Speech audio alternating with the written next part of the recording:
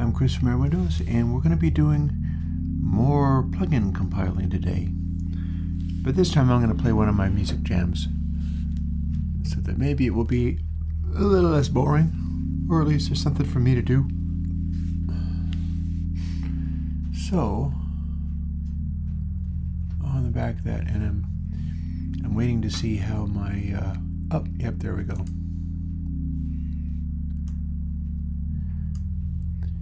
We've got Twitch and Airwindows going. I think I have the categories for everything set up properly. And let's try as best I can to switch over to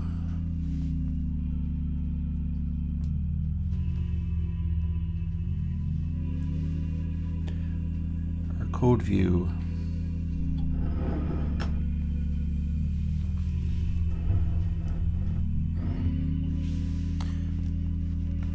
Alrighty, because this is our job today, continuing to do these plugins.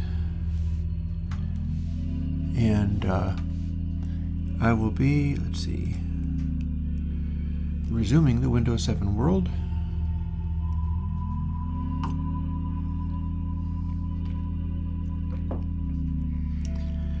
I got my cup of coffee. In fact, I have a number of ideas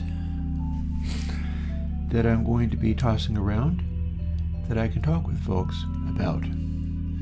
So what we're going to do is just basically start doing this work in the way that I've been doing it.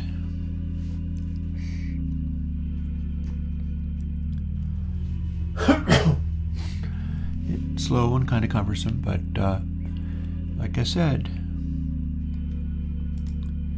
this is what I need to do to update all the plugins, and although we're only on D, we're about a third of the way through, so that isn't so bad.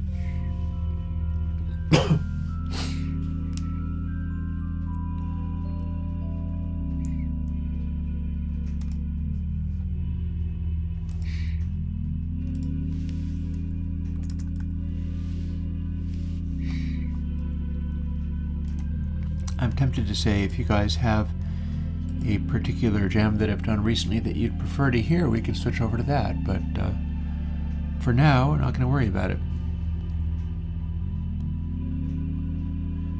And the important thing really is to be making the plugins. So we're going to do that.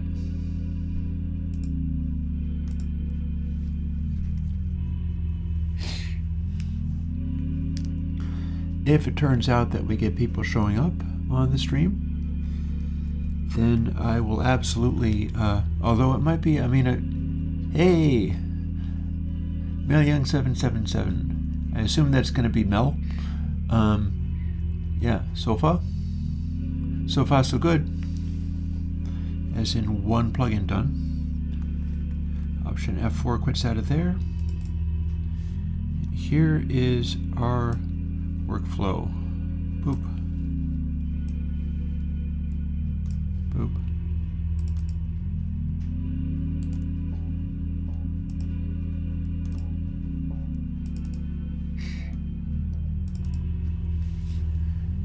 And I can try to chat to the best of my ability. I've been doing this for a bunch of days, and this particular format doesn't give me much, but I will tell you something. And I'll be repeating this as we keep going. On my Patreon, I've made a call for different kinds of things that you might like to see me doing on the stream once I'm finished doing this. And I'm doing at least 3 times as much of this, if not more, off stream. So it's really not just, it's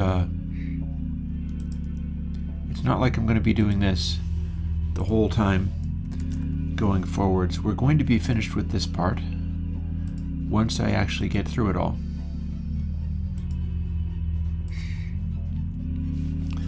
But it does give me the chance to respond to chat and honestly to think about things a lot. One of the things that's on my mind today is Bastel. You ever heard of Bastel? Bastel is very interesting. It's a company making weird little electronic boxes in the Czech Republic. At one time I wanted to go and live there just so that I could be part of their operation, because it was that cool. They are known for making the Bastel Casto, which is a very affordable little device that people can get. They do a bunch of other things as well, like soft pop and so on. They're good at coming up with neat little things to do. I like that. There are, of course, also other things about them that are even more interesting. And that's kind of what's got my attention. Because Bastel has also, at least at some points, had a thing going on where they make these electronic doohickeys, right? And if I remember correctly, they have got a workshop where you can kind of do piecework of these things, as if you were like coming in and sewing shirts for somebody or whatever, and they'll let people come in and train them to do soldering work, train them to do electronic assembly, and then they can help build their stuff. That is kind of interesting. It's a kind of thing where you could get into a exploitative zone with that, but that's also a way of bringing work to areas that are, in trouble that way, where they don't have opportunity, they don't have resources. Because you're doing this thing, you're becoming a sort of mini factory, but in a strangely decentralized way. And then it's giving people the chance to do stuff if they can. And the money for that is coming in from sale of the devices that are being made. It's the sort of vaguely informal method of it that's interesting to me.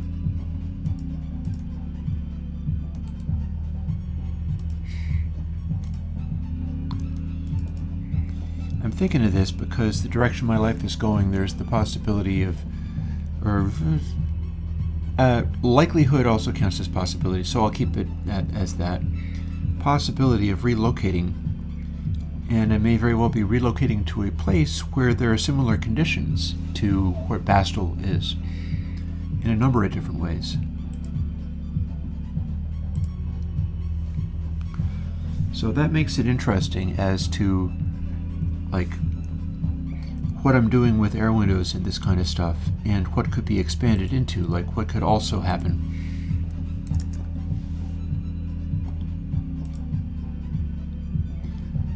There's also, the question of if I'm doing a different enough thing like that, would it be still called Airwindows, or would it be calling it something else? And did I build Dithering Timbers 32? Well, I just did now.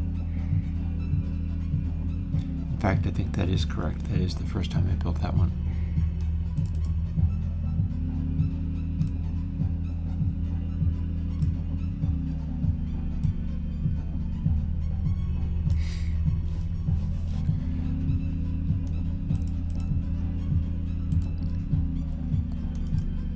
That brings us to Double Paul.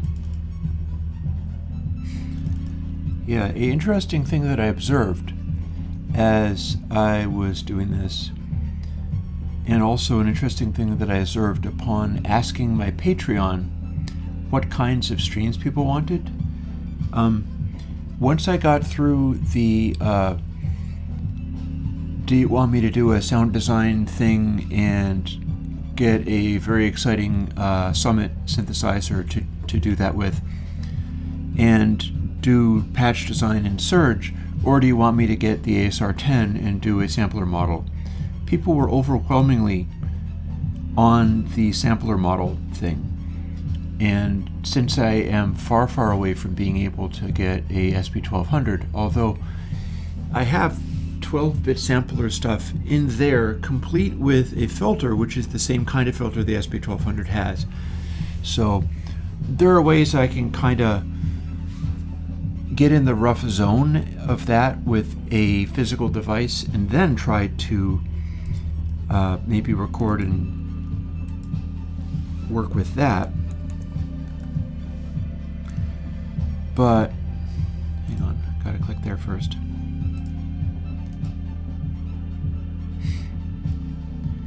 But what was accessible was the ASR10, and so I went for that, and we've now got it. It's sitting over there.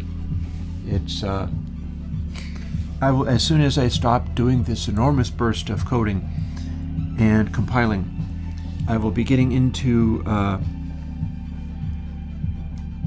researching and doing stuff with the ASR10. There is a course from the Daydream Sound that I have purchased so that I could learn how to use the device, and that I have not had time to see because, well, this is what I'm doing. And granted, all of the code on GitHub is now current. It's up to date. So if you were compiling your own stuff off of there, you'd be good to go. But nobody's going to compile all of my plugins for me, so this is me doing exactly that. Hopefully with that issue.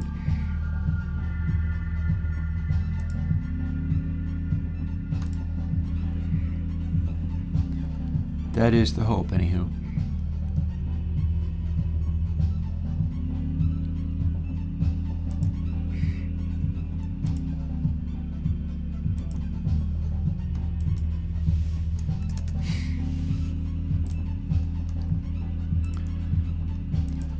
Thing is, when I asked my Patreon folks what they wanted to see, I gave many different options. Dude, that's me. The disconcerting music is, let me see, I can look it up for you. Give me a sec. Yeah, that was what I did January 10th of this year. I did that on a live stream. I grant you, yeah, disconcerting, sure. I'm listening to this for fun. It's a sort of slow tempo kind of thing, and there's many other things like it. I was having an elaborate conversation the other day with my significant other about it, just that, the prospect of like, how does one make music? And which is a fair and interesting question. And some of the things that I've been doing, we're putting a lot of time into kind of live jams, which are sort of a jazz style thing. What you're hearing is essentially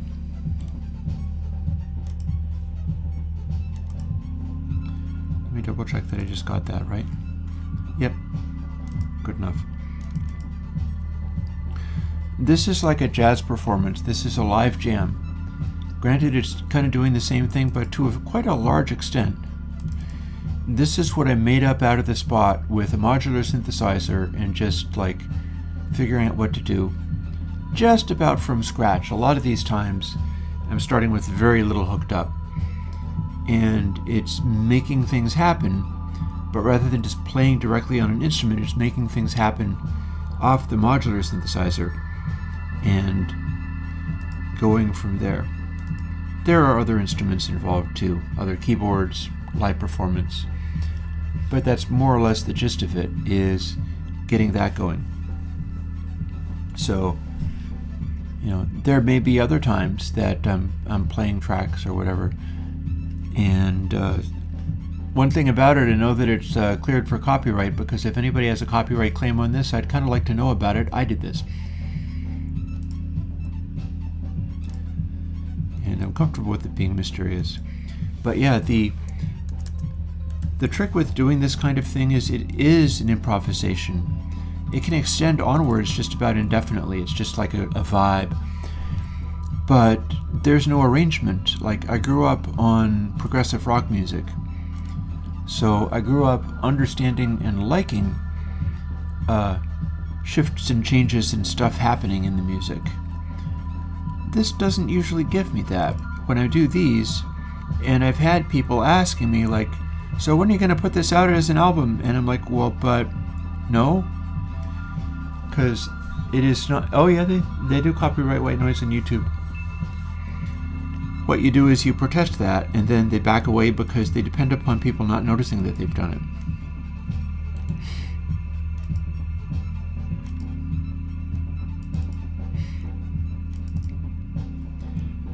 So the other possibility is doing arrangements, and I've done that very little. I might be able to do that going forwards, and like I've said before, what I'm looking at doing as I develop that further is this, which is likely to develop into something that I can do. You know, I'll have this for sale once I have these like worked out and finished. You can't see it under the green lighting, but these are the arrangement cards that I came up with.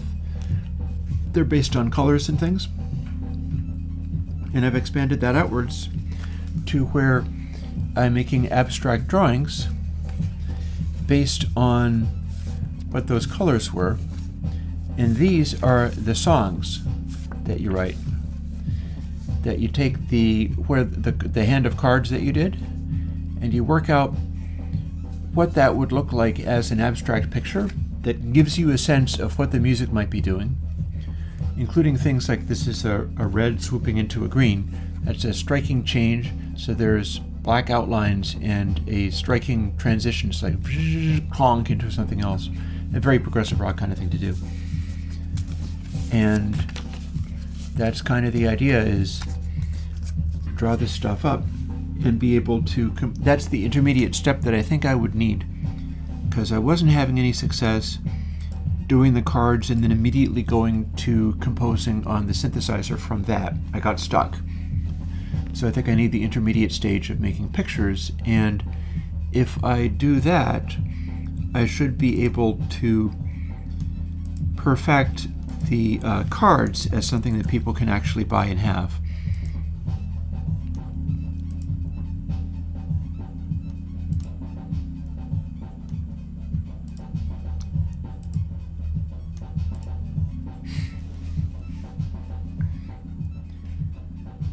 Yeah, inspiration is a very weird thing. You're absolutely right. You kind of do your best with it. And there are some days when it's just not going to show up, and other days when you show up for it and see whether anything shows up.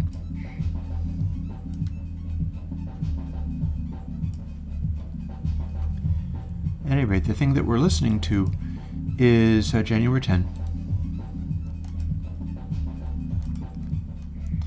Because I might as well have some kind of noise happening during these days when I'm just going and redoing all of these plugins, and I have to recompile them all, and it's going to take way longer than any given stream, but there's really nothing else that I have to do that's of comparable importance, so I'm kind of doing a really deep dive into this, and then while I'm doing that, like I said, I'm asking my patrons. I asked on Patreon, and I'm going to wait and see what, I'm going to leave that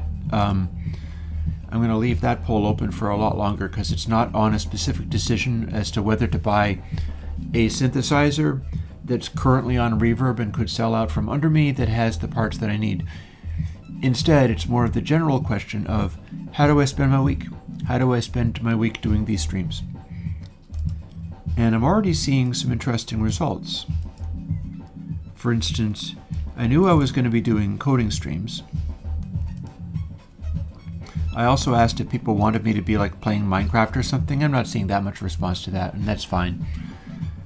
But I saw a surprising amount of energy behind the idea of getting tones, making patches, doing stuff. Seems like people would like to do that.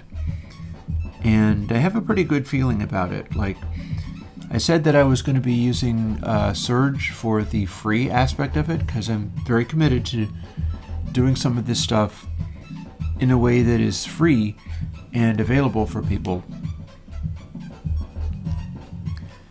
And I've just been talking to the Surge synthesizer people just the other day. Hang on, was that 32? Yes, it was.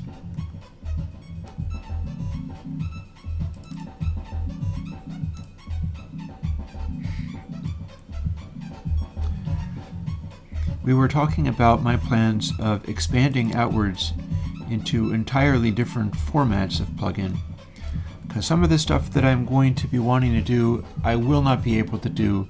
Like, there will not be a way of doing all of these plugins the way that I do them, and also doing, say, the new format clap or GUI or any of those things.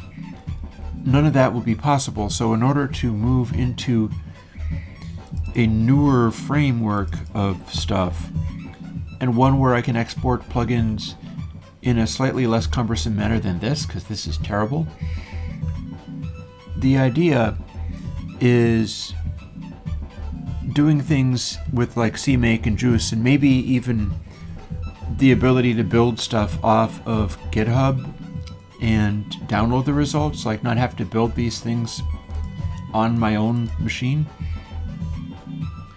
And this gets into areas where I'm completely at sea.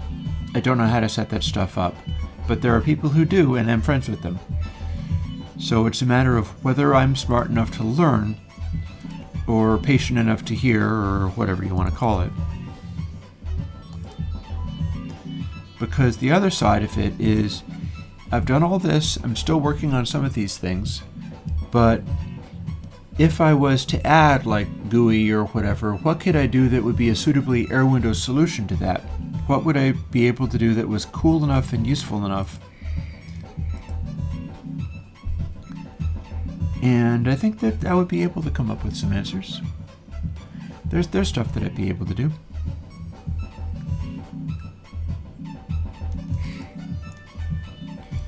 Meanwhile, I'm going to move Dust Bunny over.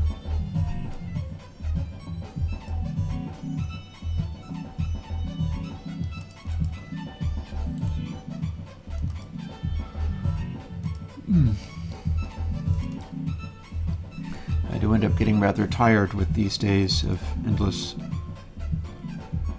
plugging. And that's fine. Although we haven't even reached my normal starting time. Yes, T-Boy, I am building every plugin one by one. These are the Windows builds. There's no script that I can use for it, that I know of anyhow. In fact, all the other plugins are also built one by one. It's just that most of them are a lot less slow than this. I did all the Mac AUs and VSTs for the retro version, also on streams, but I burned through those a lot faster. There's nothing fast about it. But I have optimized it as well as I could. And the reason we're doing this is because on x86, any Intel or AMD, etc. processor, there's a bunch of stuff that could be better based on how I'm doing these. And I updated everything to be using double precision rather than long double, because I tested and found out that there was no audible gain from doing it. I went from millions of times better than needed to billions and billions of times better than needed.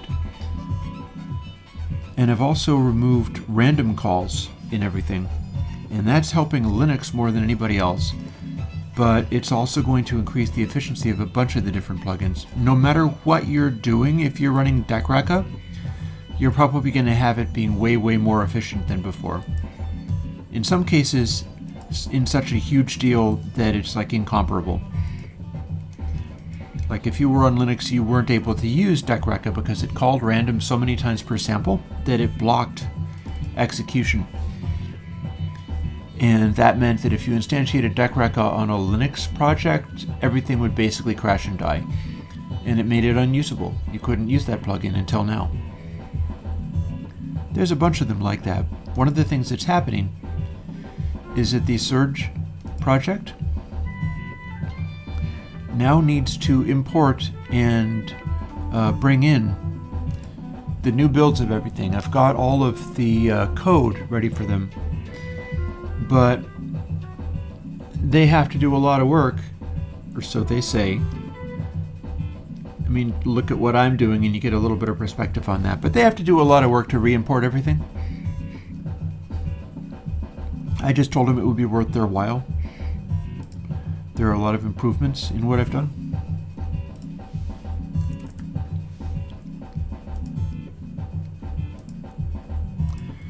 some of these plugins like Edge didn't actually need a rebuild, because this was basically already up to date, but I'm going through everything and rebuilding everything because that's how this process is going to work.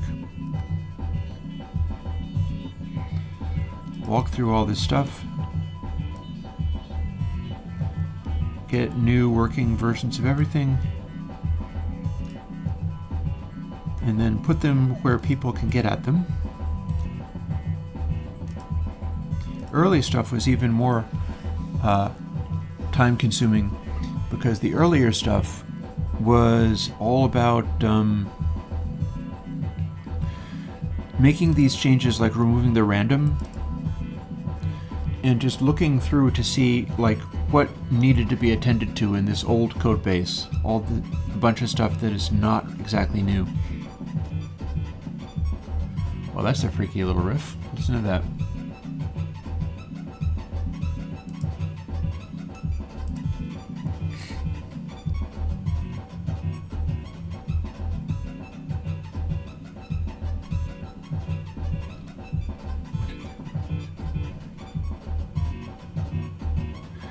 I'm not really quite sure what rhythm that is. Something tricky.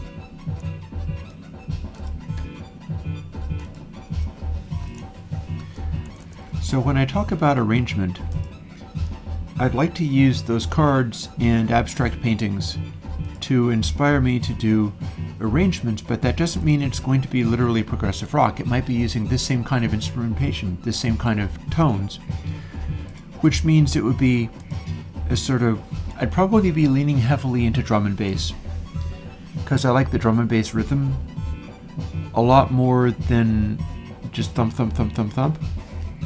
And the thing is, the kind of stuff that I do, if I concentrated it down to actual songs with arrangements and specific things rather than endless flows of extruded whatever, some of my stuff would work out pretty well in the genre of drum and bass. You know, it's not a million miles off, and so I've made some changes.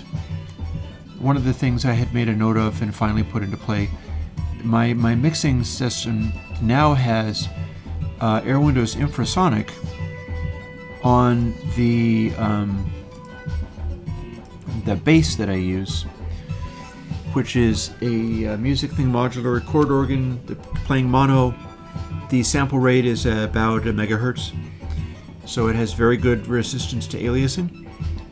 And I'm running it into a wasp filter, so I can get a bass note that is either like a proper note, or I can make it a weird rumbling or various strange synthesizer noises. You're probably not hearing it very clearly now, but it might still be there. And when it's running into the computer and then being mixed, and I've got infrasonic on it, that means it's cutting off any subsonic frequencies that it's got, but it's cutting them off in a weird way where it's going to emphasize stuff around the cutoff. And that's what I'm looking for the bass of this type of music, is getting that going. Next time I get to making music, I'm going to be trying that. There's a lot of stuff to try. For instance, here.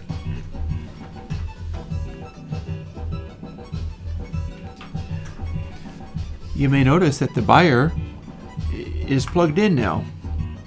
And that's because this buyer that I'm not being recorded on at the moment, this is plugged into the sampler.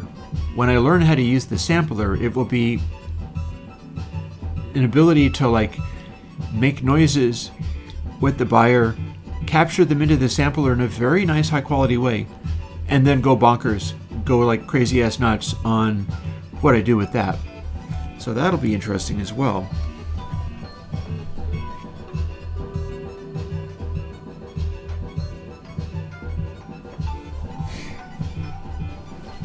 Almost as interesting as continuing this, which I've got to do. There we go.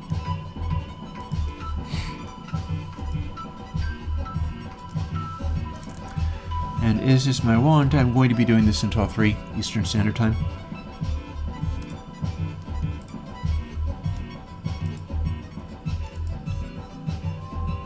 Depending upon what else is going on this afternoon, I may very well continue doing this all afternoon, because I gotta do this until it's done. I'm on E, but that's actually farther than you think. There was a lot of stuff in A or so. And I can indeed recommend working on high sample rates. I'll explain exactly why and what I'm doing with all of this. Once I close this file, confirm that it's at 32, and yeah. And copy this stuff over, because my taking time to explain cannot get in the way of me actually making this process happen. But it won't, it's not. So as far as the high sample rates, it is most definitely not because you need to hear sounds over 30K or whatever. That said, there is stuff like circuitry or whatever where things like energy peaks way up there do have a significance and do matter. But it's not really about how you need to have that in order to be able to hear it. It's that running at a higher sample rate gives you the power of what you would be getting with lots of oversampling, but in a more graceful way with lower processing. Because when you overprocess stuff, when you do too much to the sound, run it through too many things, you'll lose something. So basically you're using higher sample rate, and I recommend 96K. I don't think you need to go all the way to 192K. Give me a second, I have a light that I wanted to shut off.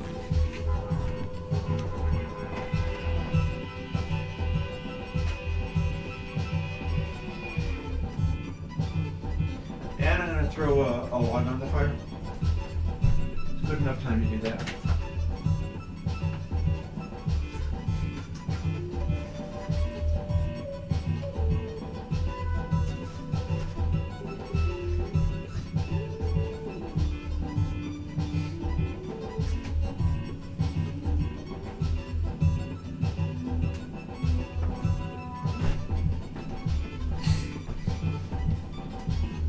Okay, I'm back.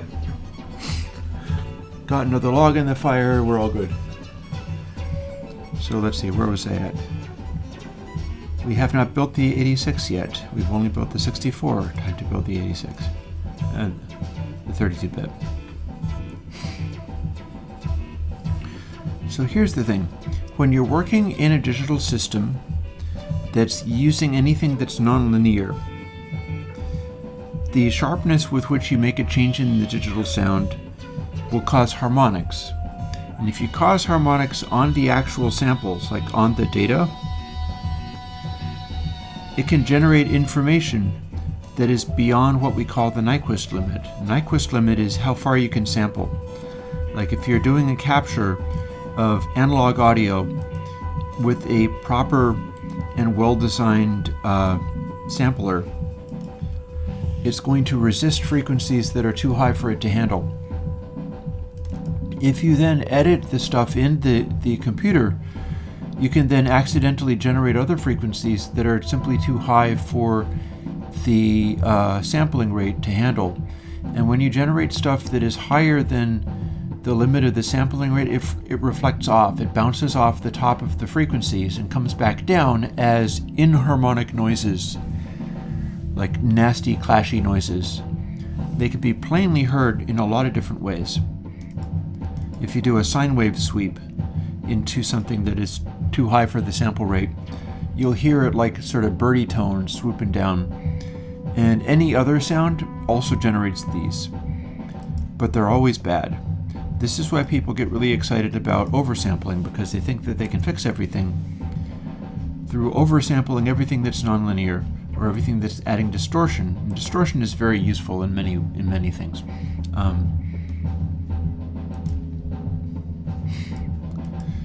But if you're running at a higher sample rate, something else that you can do is simply put in simple filters. You put in simple filters that stop supersonic frequencies from happening, and then since your sampling rate allows more than that, you are cleanly letting through a stream of data that's more high resolution than a lower sampling rate. but you're stopping the aliasing. And you can stop the aliasing with a limited number of filter stages that combine to produce a very, very steep effect, which is very clear in sound. That's basically what I try to do with the newest versions of Console and my newer plugins. But you don't necessarily want to just oversample the plugin. Why would you want to make the sound go back down to a lower sampling rate again once you've got it up? It's like, where do you gain by that? You're making the sampling rate go higher. The aliasing is very important in Audible because it makes digital sound like absolute garbage. Let me see whether I copied energy in. Yes, I did.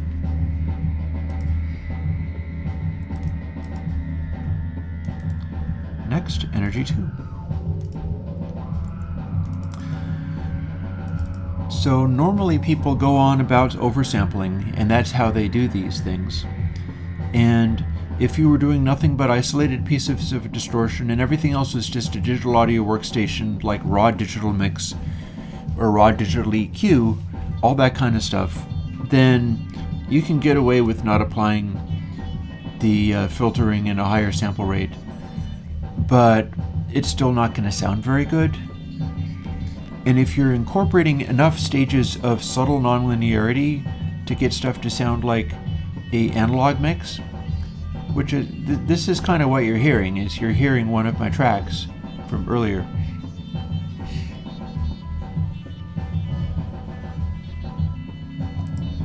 I've been working on getting this stuff so that it's competitive with what I used to do on analog desks. Like, I have analog mixing stuff. I've got very good analog mixing stuff. In fact, I've got a Heritage audio mixer. That's about as good as what they used on Led Zeppelin 2 as far as just size and tone and stuff, except for it has even more channels. Thing is, I can beat it in the box now because of the techniques that I use.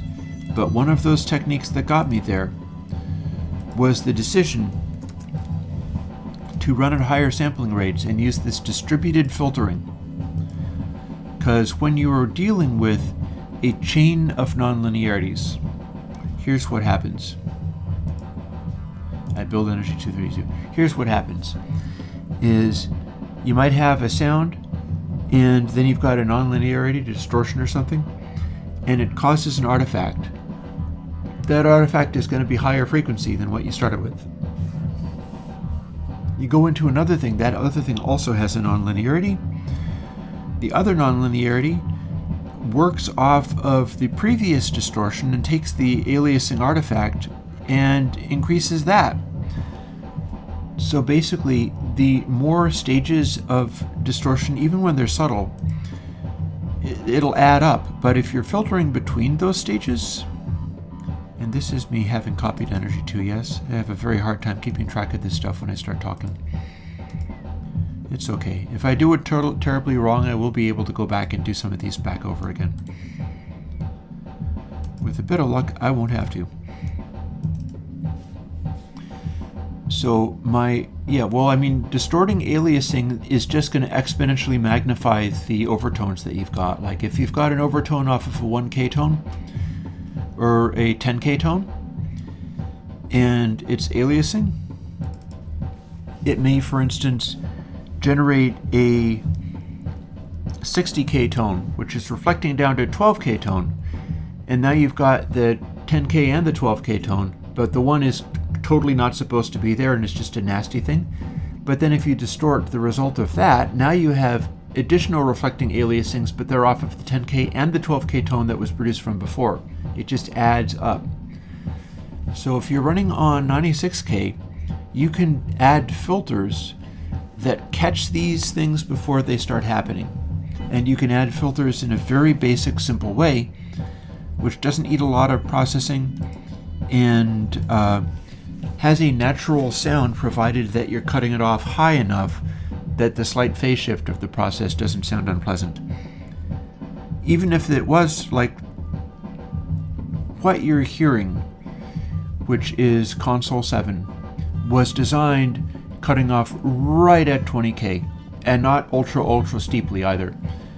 So it's got a slightly softened high end. When I made it, I liked what I got, because I'm pleased with how that works out. But there are people who have complained that they weren't able to get the ultra sparkling, super extended digital highs that they were used to. Well, you can have best of both worlds, really. You can have the ultra super highs. Oh, hello, I've done this wrong. That's more like it.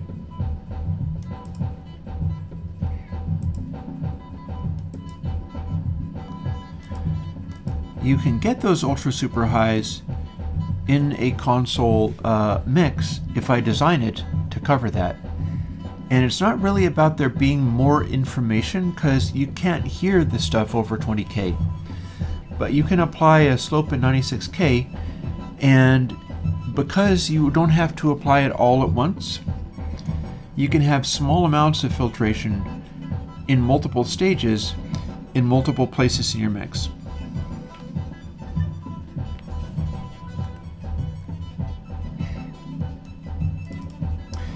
That gives you a aliasing controlled mix at far less processing than you'd get if you were oversampling stuff, especially when everything has to run its own little nonlinearities. And my stuff, console system, runs nonlinearities.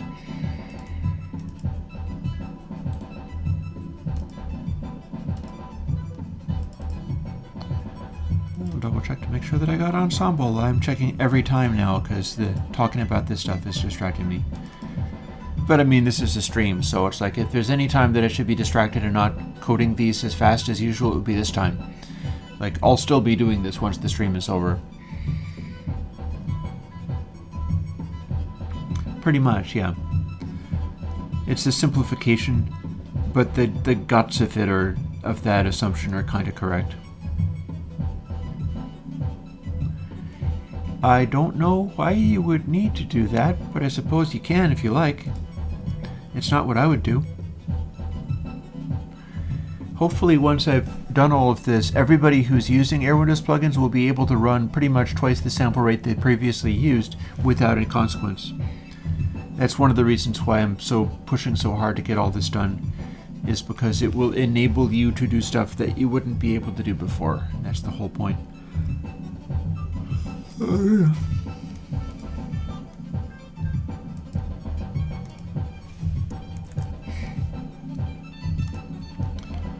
Hello, Airwindows EQ.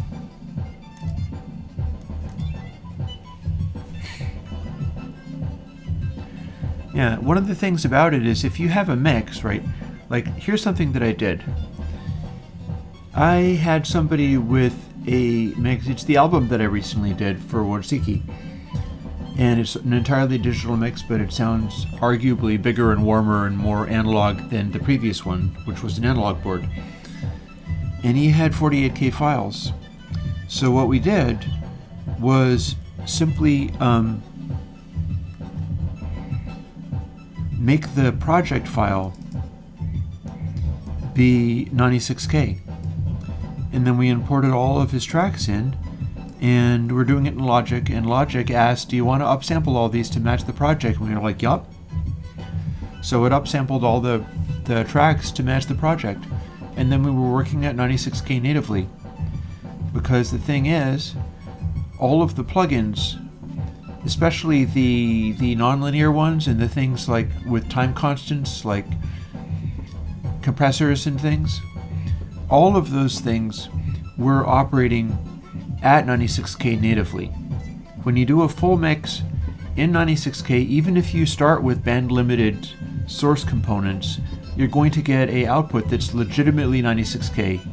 Like, you don't need to downsample it and put it back to what it started with for any reason. You've literally generated legit higher frequency content that wasn't there before. Have I just copied that? I swear to God, I don't even know what I'm doing anymore. I bet it's not going to add it automatically. Never mind. Doesn't matter. As long as I keep patiently going through these, I will eventually get through them.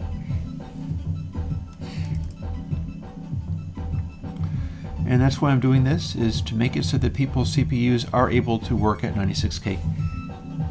That's not to say that it necessarily will, but that's the goal. I think it's a necessity. I think it's what the future of analog mixing is going to be, or analog in the box mixing, analog style in the box mixing.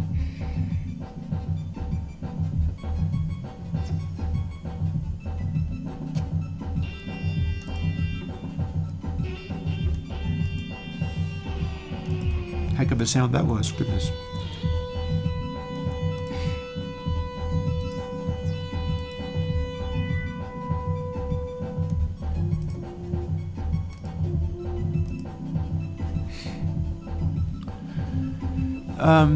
This is in Visual Studio. The Linux one I was able to do automatically. Mac one I was able to do kind of a lot of it automatically.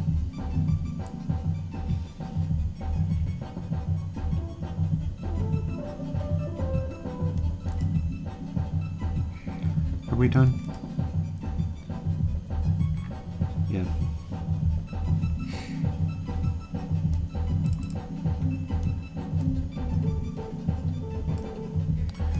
.32, 64.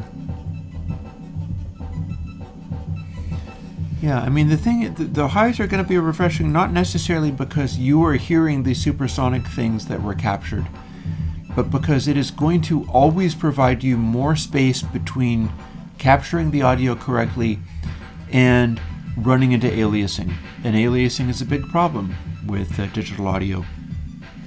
Again, the stuff that you're hearing is made on that synthesizer right there. And most of these instruments, like the bass, the chords that you hear every time you hear a chord, or that little jam, whenever there's a little riff like that is just repetitively going, yeah, that's a digital synth. The highs are so refreshing that you can like crank the resonance up on the filter way up into the treble range and so on. It's like they have the tonalities of analog oscillators, but they're not. They're digital oscillators that are running at between 300K and a megahertz sampling rate.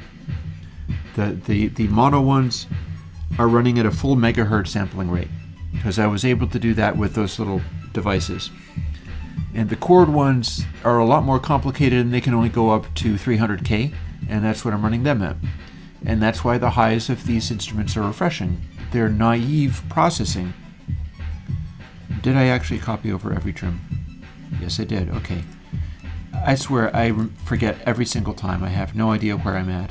But part of what I'm doing is answering questions, so we'll do that too. We'll do both of the things. I know I'll get a little of the way through this, even if nothing else. We're getting up to 1, so hey. It's normally when I've told people I was going to start streaming. I just know that I have so much to do here that I got going earlier. More likely I'm going to start getting going when I say that I was going to get going, but right now we gotta kind of start off early.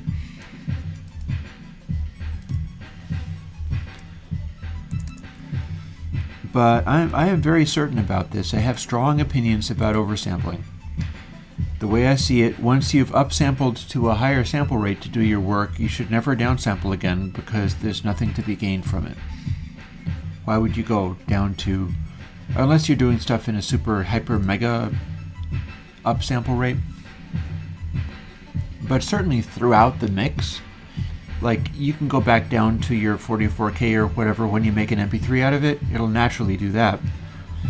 But you should be able to have a legitimate higher sample rate piece of audio that will sound and feel and work like it's meant to be that way, even if you're starting with lower sample rate source material.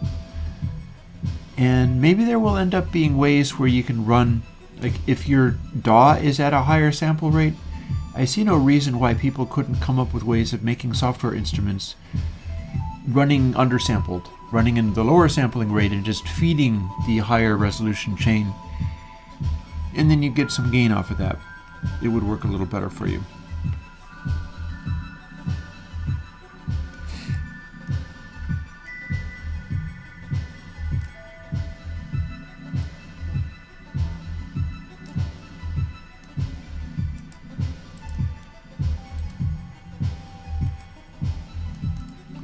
Hey, we made it to the F.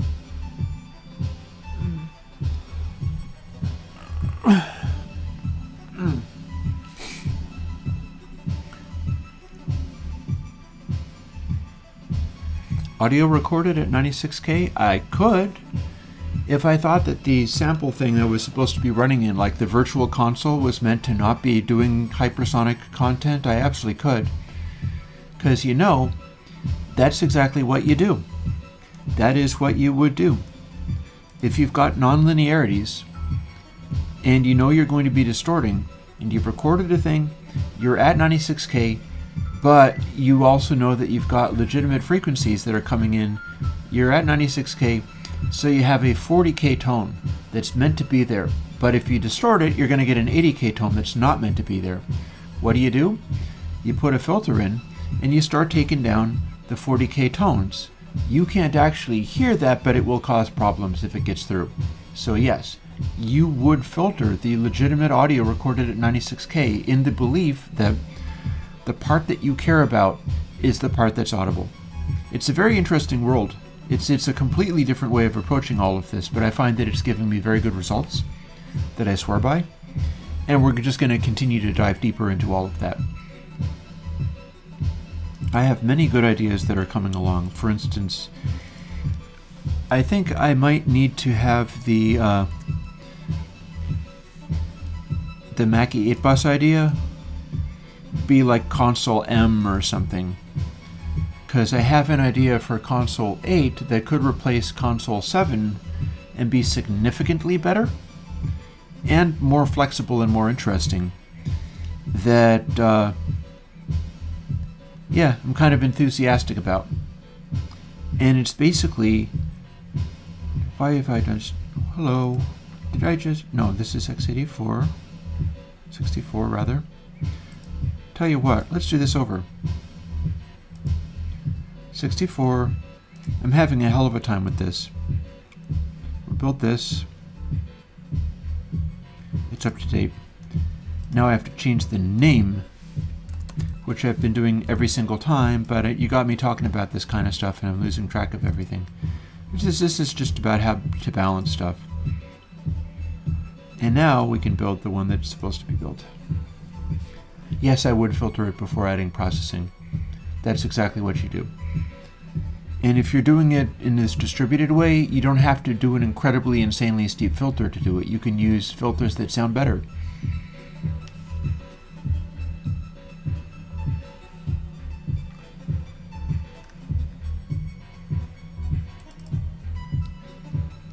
Don't be worried, it's all good. Don't be afraid.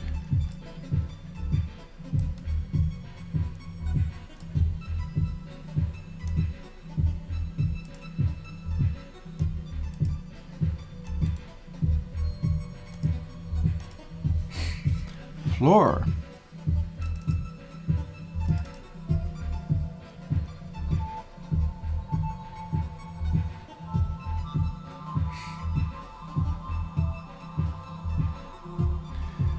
This is an interesting way to do stuff, is have this music going on. It fits in pretty well with the coding streams. I believe I can continue to do this as long as it's not so loud that it gets in the way of me being able to talk. Like the mic is pointing away. Oh, well, I mean, if you're on my Patreon, I've just made a poll to ask people what they would like me to do. That is one of the options, and I believe one person said that they would like to see that. I've done that before. I just haven't been doing it recently.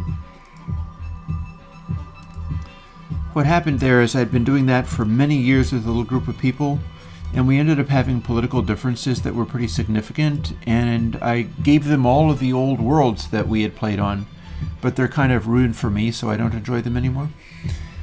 And I abandoned Minecraft at that point, but there are actually other things, like some of the folks that I know now are also Minecraft players, and so there's the possibility of that still becoming a thing, which is why I asked Patreon whether they would like me to be doing Minecraft streams.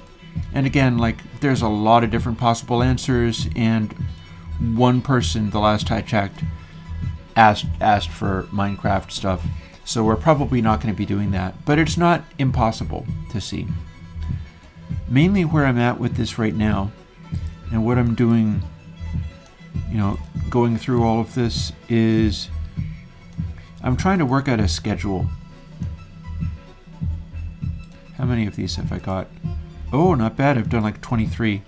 I need to empty that recycle bin every now and then, because otherwise the disk will fill up with like DB files.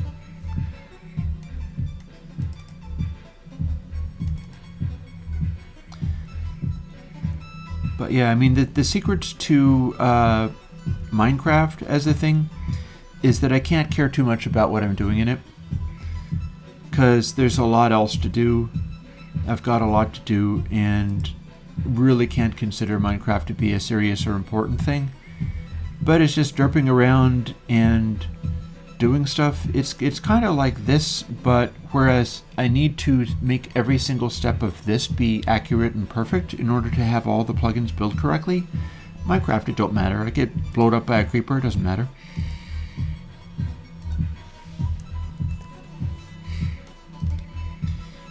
I made a server for myself, if ever I used it, and also some new family members.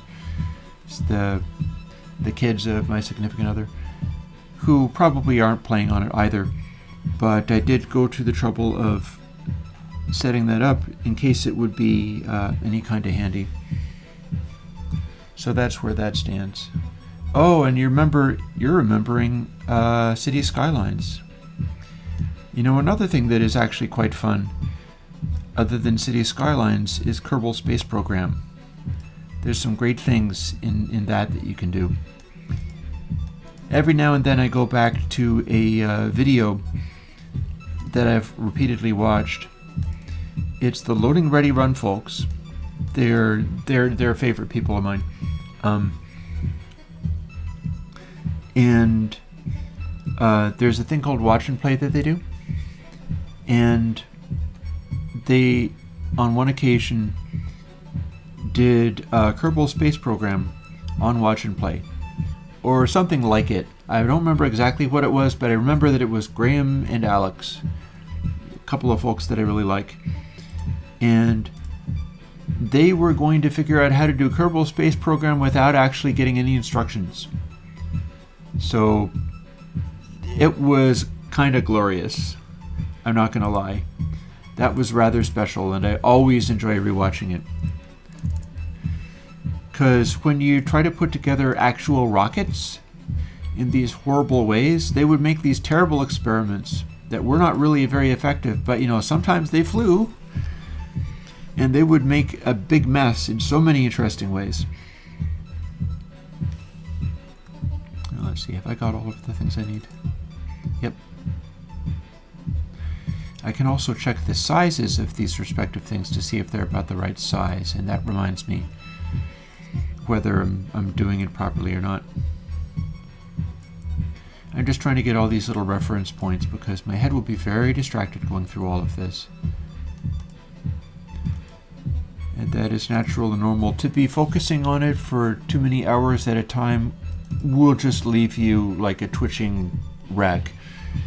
And I've done that to myself many times, but there's a limit to how much I can keep doing myself that way right now.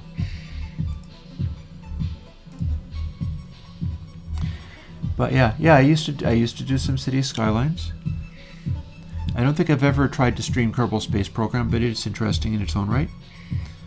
One of the things that I enjoyed doing in Kerbal Space Program was making airplanes, because it's a little bit like the flight sim X-Plane. An X-Plane is a rather magical thing. If you're interested in that kind of stuff, there is a simulator out there where you can get really hardcore with attempting to design effectively real things. X-Plane is a blade element modeling flight simulator where all of the aircraft are just defined in terms of like the shapes of their airfoils and the sizes and positions of their anything that's sticking out into the airflow, it will model that and fly the airplane for you based on what you made. So plenty of people run X-Plane just as like, oh, I'm going to fly this various plane, I'm going to fly that plane, or so on. It's not necessarily as good as other simulators as far as the sheer detail of that, but if you invent your own airplane, it will show you whether it worked or not, and that is rather magical. Back in the day, and by that I mean really kind of a long time ago, I invented a bunch of airplanes in X-Plane. Old version that is... Oh, hang on, what have I done? No, please do not move that to the recycle bin. What am I doing?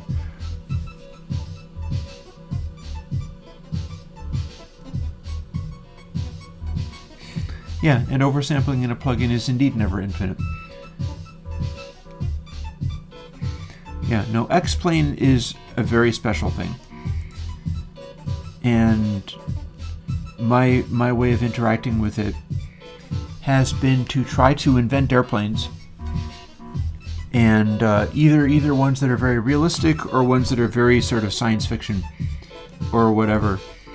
And I got a huge kick out of that.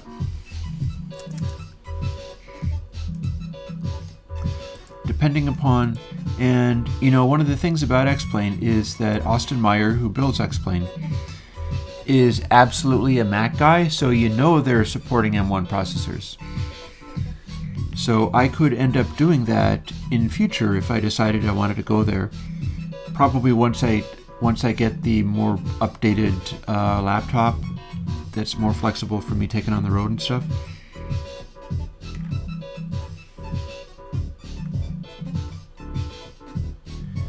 If you're interested in Chris inventing stuff, that is a very impressive place for that to go.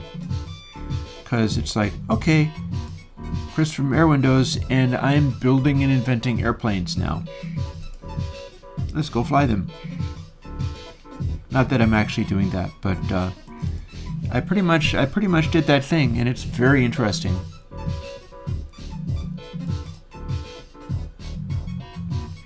And I'm not aware of anything close to X-Plane. Like, there are commercial companies that use that to rough out their basic ideas for real airplanes. That's how good it is. It's a very cool thing. Oh, it'll become... The Apple stuff is absolutely going to become a viable choice to the gaming to the extent that people lean into it and start doing stuff with it. The performance is extraordinarily high in a bunch of different ways.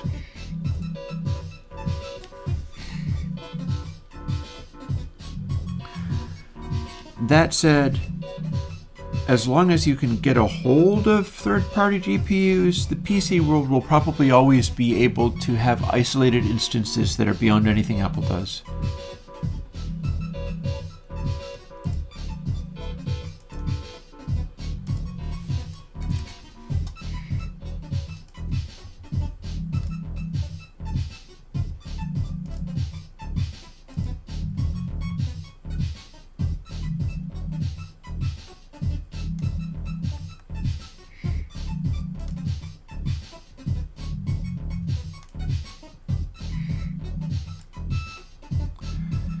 The fascinating thing about this music that you're listening to is when it hangs onto one of those little notes in the melody for extra long.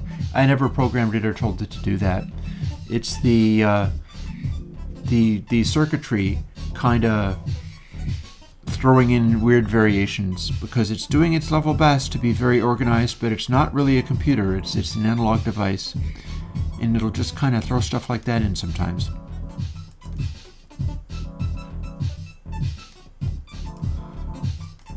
Oh, goodness gracious.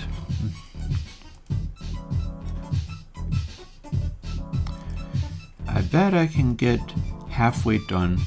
Let's take a half a moment. We're up to glitch shifter. So if I moved this over to here, you can see where the scroll bar is. We're about halfway done. We got about halfway done with all of this. So yay.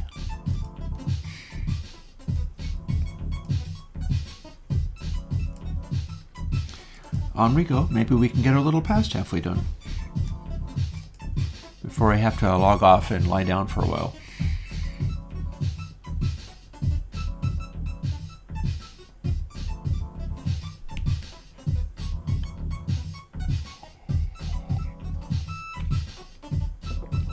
Also, an interesting thing about those little melodies and things.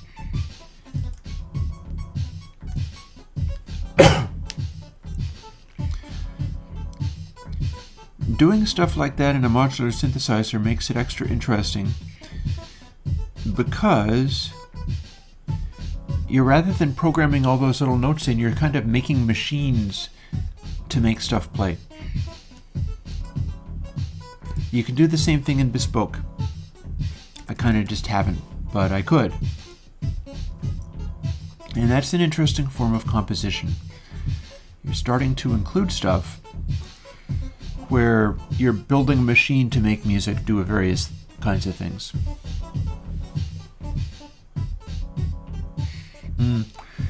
I think it's going to be pretty hard to beat Apple laptops going forwards. And that's because the M1 things are not only very efficient, but man, you don't have to charge them. You know, they'll go for a week without ever charging it. If you're not beating it up. If you are beating it up, then it'll go for a couple of days without charging them. It's quite extraordinary. Quite extraordinary.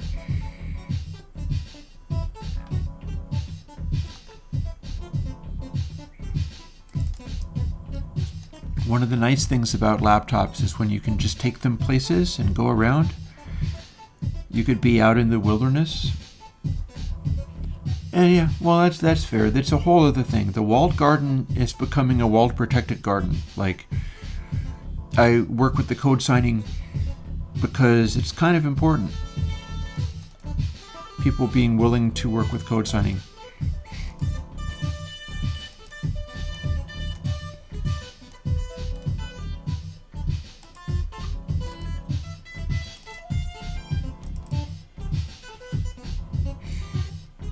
I do hope to always be supporting the Linux guys, though. That's one of the reasons I do what I do. Like, if I get into a zone where I'm making other plugins and they're the GUI plugins and they're using Juice or whatever, I'll always be including like Linux builds to the extent that it will let me. Because like it won't necessarily always let me. If I'm depending upon a structure like Juice or something like that, and they abandon Linux support, there's nothing I can do about it. That's why I haven't been doing things like that, but some of the stuff that I'd like to do going forwards would demand it. So I'll be at the mercy of what other people think I should be able to code, because I'll be leaning on their abilities to fairly effortlessly and easily make new stuff. Because once you're done with learning how to make it work, then it becomes effortlessly. Until that point, it's most definitely not.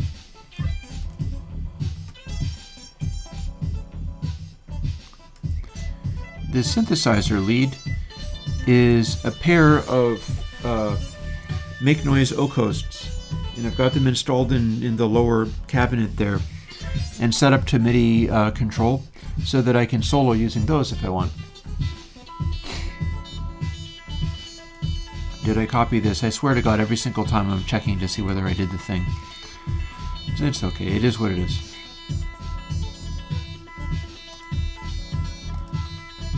Better than doing it without distraction because nobody's here. Oh, he says it and then spammer comes in. Go away, spammer. We don't need you. Nobody's listening to you. I don't know if you can MIT license your stuff if you use Juice. I believe probably what happens is you're compelled to GPL it. So that'll be another change.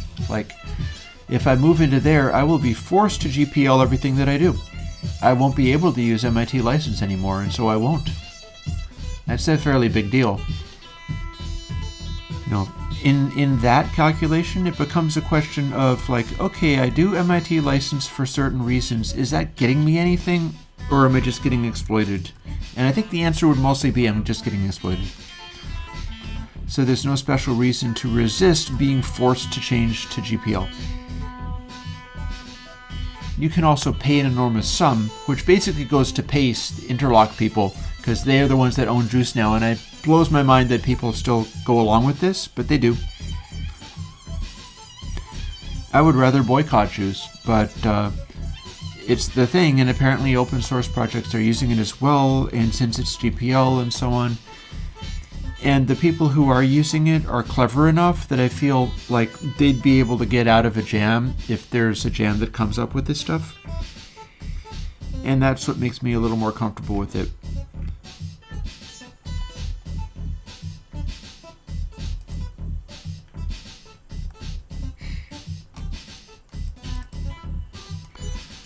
G-Ringer 32, 64, and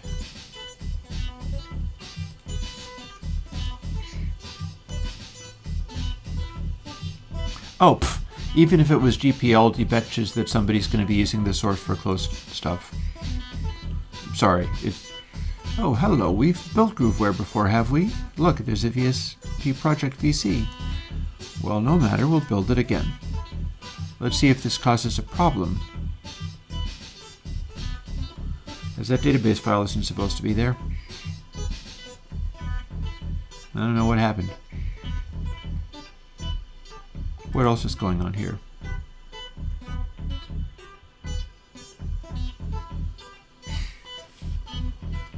Oh, open please. Okay, we're calling it Grooveware 64. I don't know whether this actually matters, but let's build it anyway. And then we'll see whether the next one has different settings. I bet it's not supposed to be debug. I bet it would be better if I changed that over to release. I think it's what it's supposed to say. Let's do that.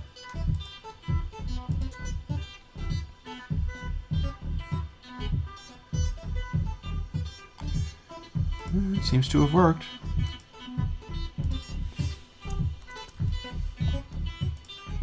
And then the 32-bit.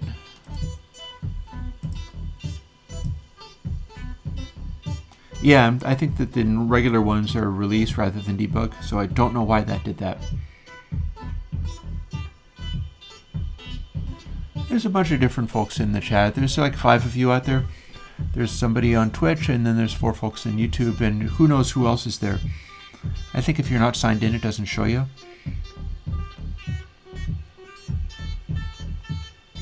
No, we're going to delete that anyway. There we go. See, this is why it wasn't actually debugged that I wanted. Now we've got Grooveware, and now we can delete Grooveware and move ahead with the next one, Guitar Conditioner, which I used in one of my demos just now.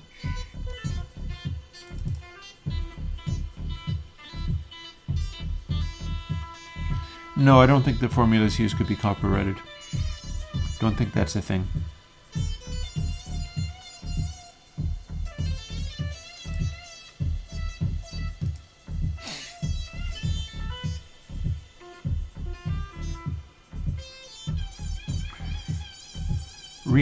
Re-implementing is often okay, and when formulas are really simple,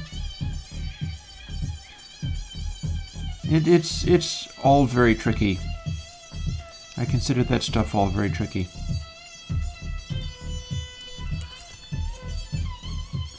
This is also why I don't take pull requests. Firstly, I'm not really good enough at Git to know how to do that. But secondly, I don't want to get into a tangle where it's like, how much of my stuff is my stuff, and which things have somebody else said that they wrote, and then are getting in a fight with me. It's like, I don't want that, so I avoid it. And yeah, the lead here is Make Noise Outposts.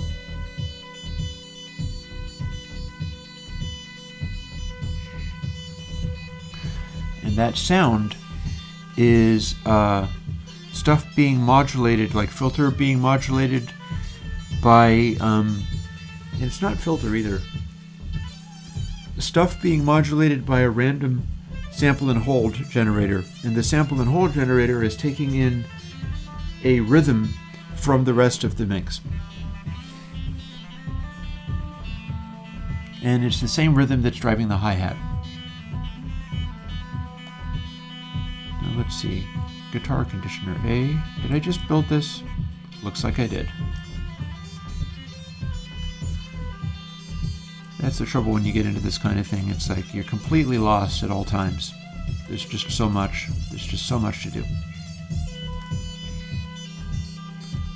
You can drop into the zone and then be coding away for many, many hours without lifting your head. But when you're streaming, maybe not that so much. Oh, currently I have a Subaru Impreza, and it also has a custom exhaust, but not nearly as sick because it's got a tinier engine. I'm quite happy with it though. It's a nice little Impreza.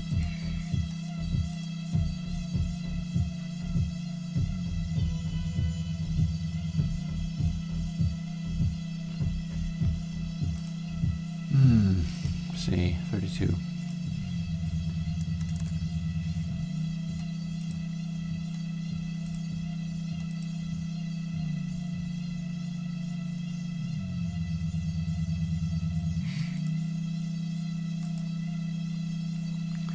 In line with the kind of stuff that I do with cars, it is an Impreza. It has the cold air intake.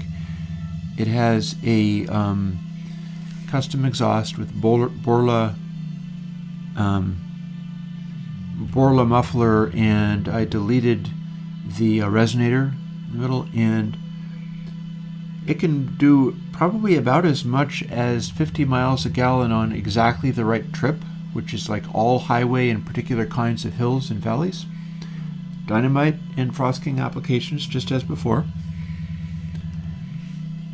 I haven't done much with the audio apart from that, although I do have some speakers that would be nice to include, but I didn't work out how to install them because Impreza speakers, they require special speaker drivers, and it's rather annoying.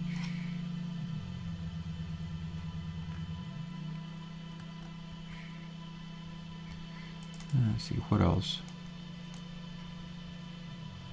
And a suspension system. It's got coilovers. So it's like vroom vroom, I'm a little race car, which is quite fun. It's a little slow race car because it doesn't really have power to speak of. But it's very nimble. It's just pleasing. It's like nice to drive around. There's not a lot of the fancy Subaru electronics in it. It's all manual. It doesn't even have cruise control.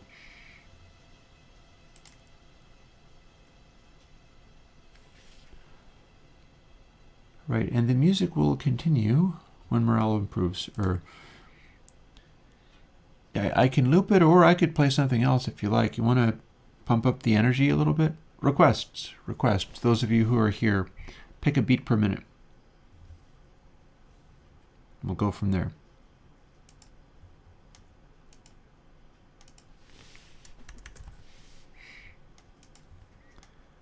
After I compile and distribute this.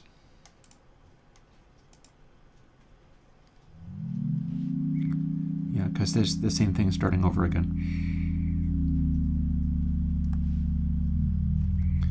And as much as we might want to do that, maybe I'd like to play a different thing. I have the entire collection of all of my stuff, so long as it's 2022, we've got it handy.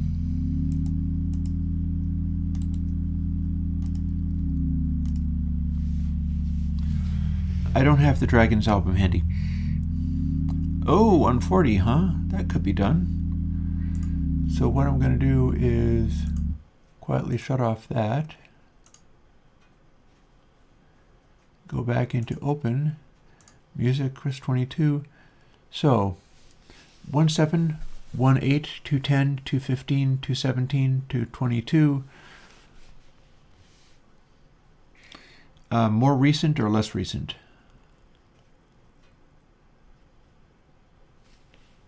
Like January or February?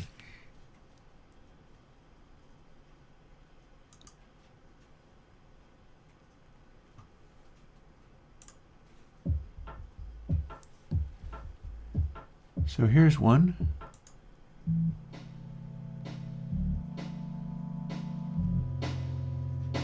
Oh, see you later, Simplectomorph. Here's another.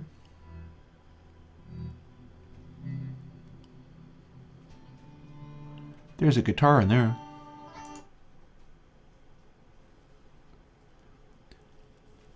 That's looking to be more spacey, I think. 215, that might be the one.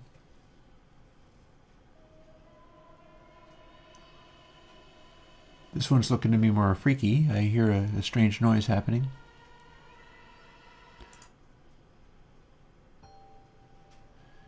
And that one has some Rhodes in it. Well, I don't know which one of these has drummy complex beats.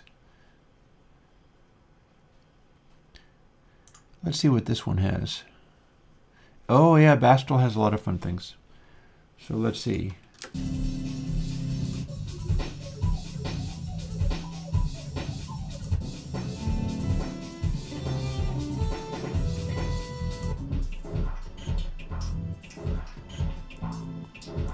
Okay, we basically got weirdness going on in this. That's good enough. We'll go with that. I hear a guitar. I hear strange drum things happening. It's all good. We'll see what we get out of it. Strap in. Meanwhile, Hermitrim.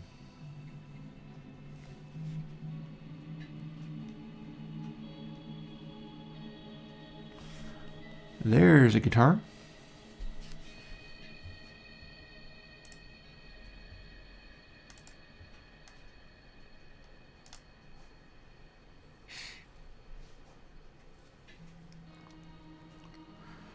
And since this is a jam session, it'll take a while to go. These are not arranged things, so they don't really get launched in the way that you would if you were making it be a composition. Instead, it's basically a jam between me and the synthesizer.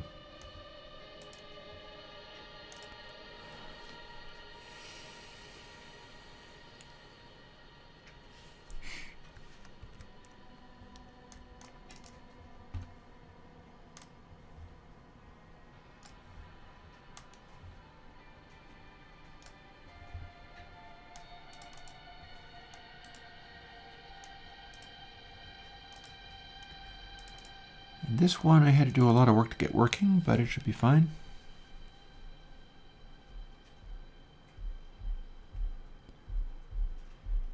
Yeah, I feel the drums coming in there. That was definitely time to move to another section. Again, all improvised.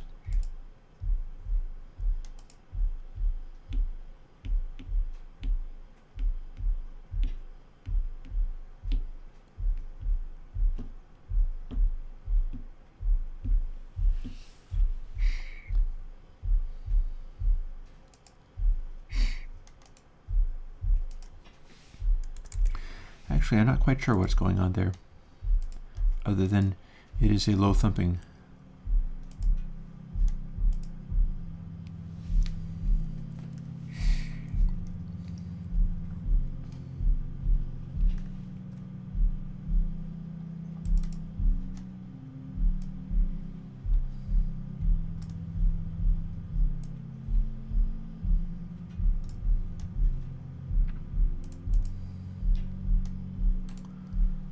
Here's a classic high impact.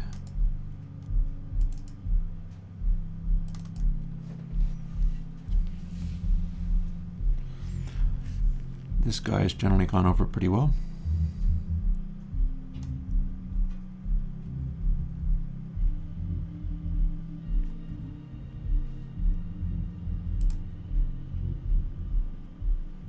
Come on, wakey wakey.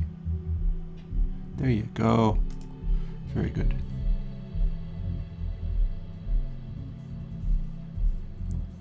I think the bass we're faintly hearing in here is the bass synth going into the Wasp filter. So I have a bit of a fondness for that. Partly because Wasp filters use 4049 chips, which I started out using. Those are sort of really warm, saturated sounding chips, so you get a really interesting filter tone out of them as well.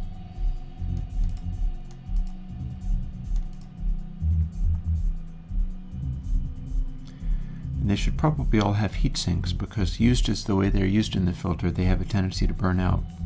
I have not had any burnout yet, fortunately. And you know, if I did, I would have replacement chips to just plug right in, because I have a cajillion of those guys.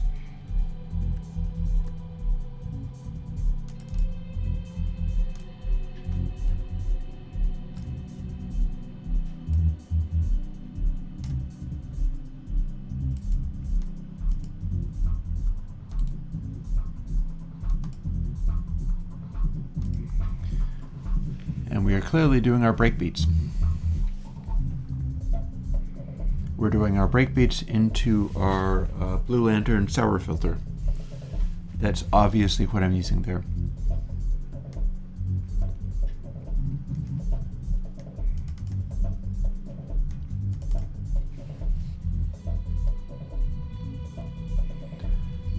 Yeah, Mel, I'm actually a big fan of a lot of stuff that Bastel does. I very much approve of those folks. I like them.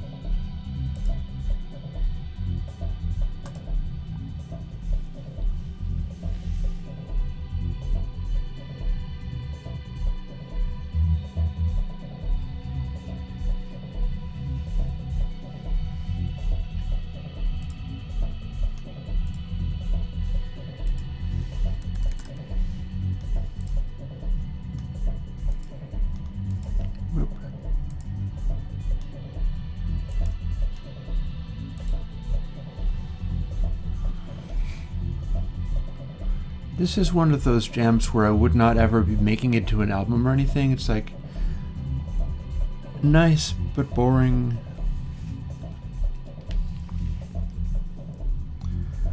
These jams that just kind of sit there because I'm trying to play guitar over them or something.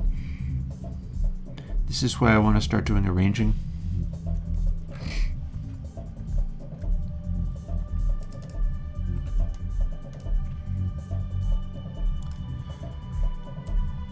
People say, and at one point I said, you do this kind of stuff and then edit together into an amazing song.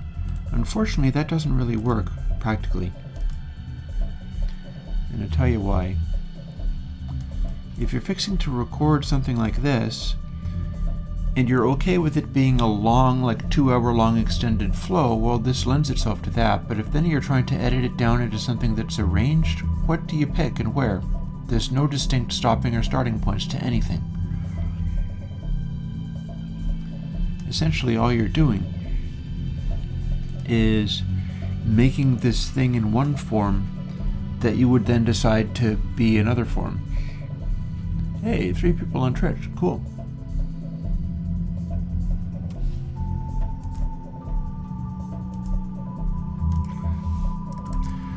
Also, I feel that this must be, well, not necessarily. I felt like it must be when I had my 3 Sisters module, because it has that thing where the highs are the hats are very high and the lows are very subsonic, and the kick drum is just going whump whump. So it could very easily be that.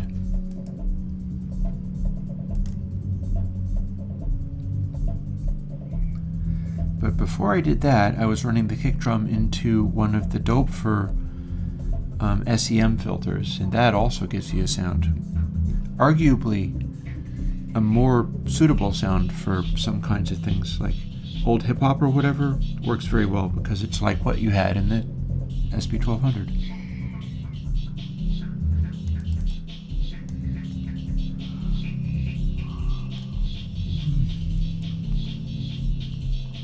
Just an hour and a half to go.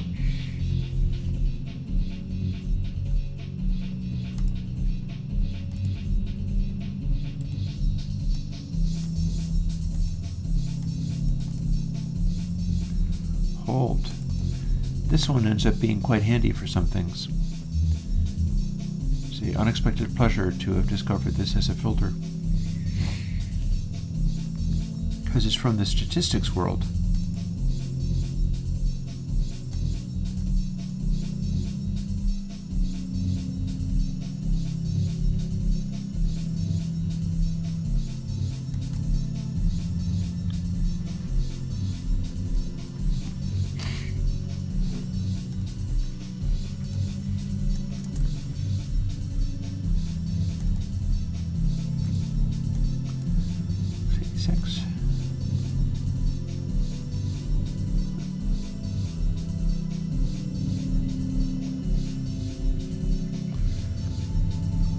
before. There we are. Hold.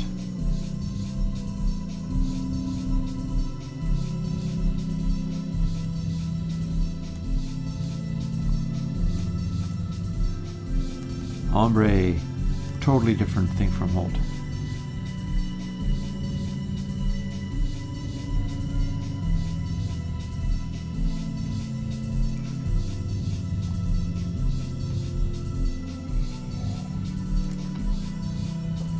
So we're going to call this roughly the halfway point of our stream for today, because I started earlier than I needed.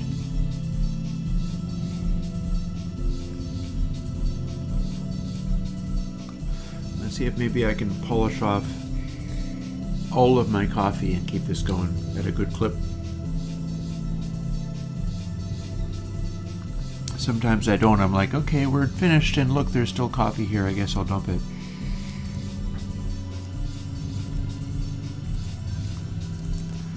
Not being too foolish.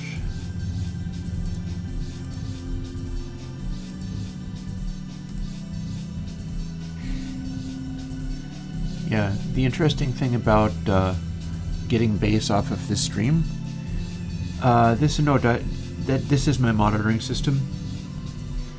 So the microphone is just picking up my speakers. I'm just listening to it in the room. This is what it sounds like in the room, except for with the mic pointed away.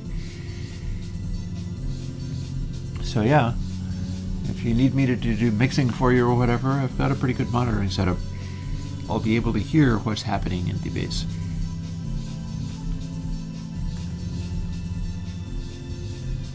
Oh, God. Doing all of this, I must admit, is a tiring process. It will wear you right out. And it is doing just that. But look at what else I've got. A whole bunch of things that I have now got in the recycle bin and that I can make go away. 19. So last time I checked was 20, and now there's another 19. Sooner or later you get down to real numbers.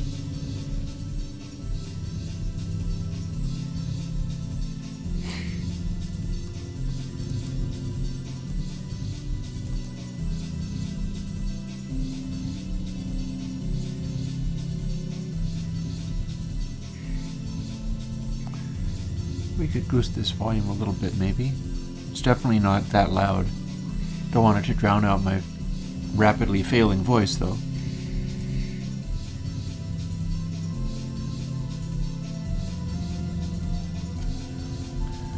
And this is also me trying to solo over this chord progression. It's a weird chord progression.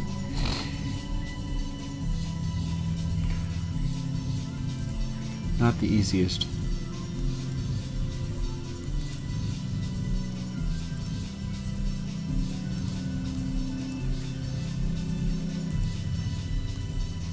Oh, God. Boy, excuse me. I'd literally better finish off this coffee or I'm not going to make it to the end of the stream.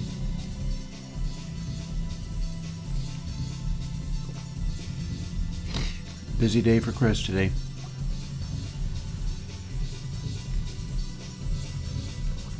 We'll see where we're going.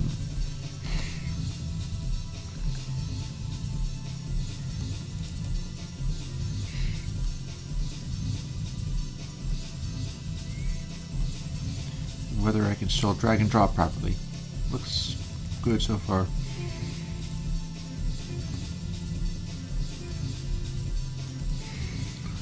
And here we are with Hypersonic and Hyperson X. Hey Lucas, how you doing?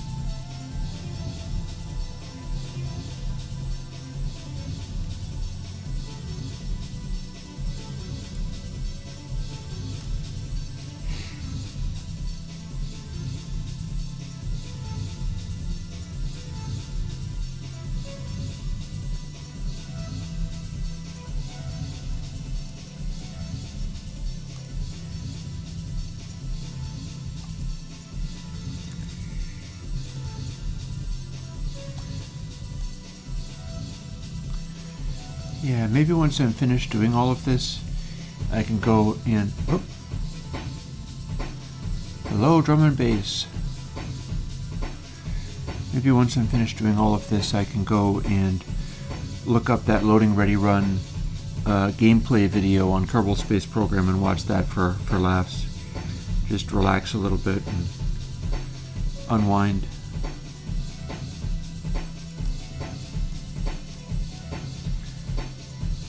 Keeping all this stuff going is this is one of those massive undertakings, and every time it comes around it's going to be a little bit more massive, because the last time I did this kind of thing, it was like making the Linux, or going to VST, or before that converting all of the plugins from 32-bit to 64-bit AU. And every time it's a larger code base, every time it's like a vastly larger number. It's getting on to 300 plugins now. It's getting really aggressive.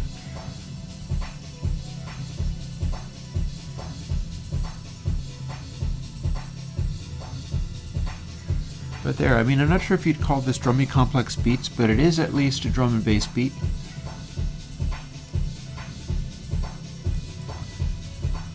The delay on that kick is what's doing it.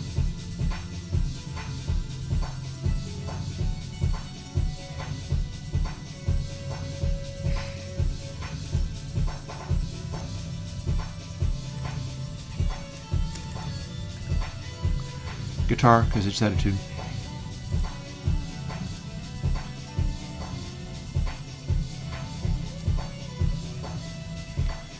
And also rather quiet too.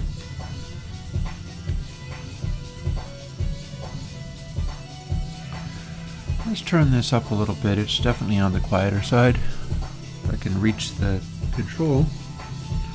Let's see, how am I going to do this?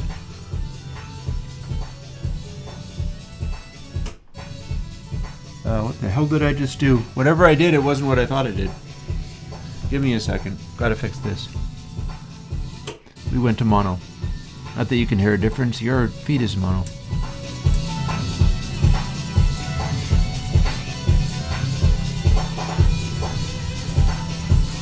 Volume. Maybe we don't need quite this much.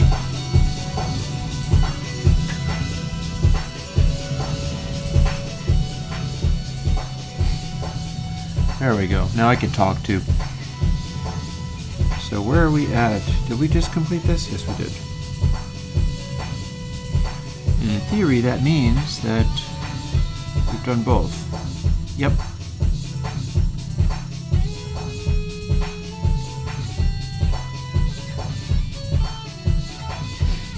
And I believe this guitar sound is the real amp, pedal board, and a, if I'm not mistaken, Celestian green back speaker.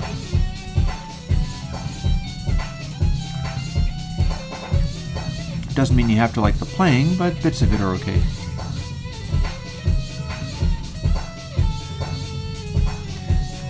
Like, I grew up in King Crimson, so a Les Paul playing dissonant notes is always going to work fairly well for me, and I will join that community willingly. And there you hear me doing that quite a lot, so.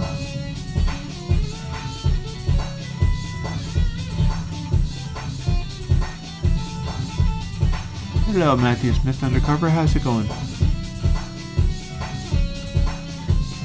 You can ask any kind of question you want, I may even answer it.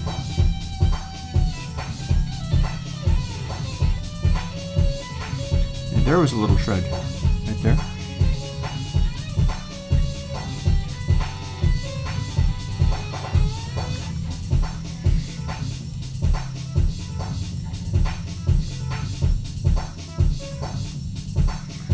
That could become either a question or an introduction to a troll, and you never can tell.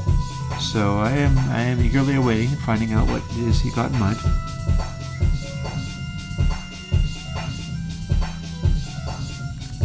While trying to keep track of what I'm doing.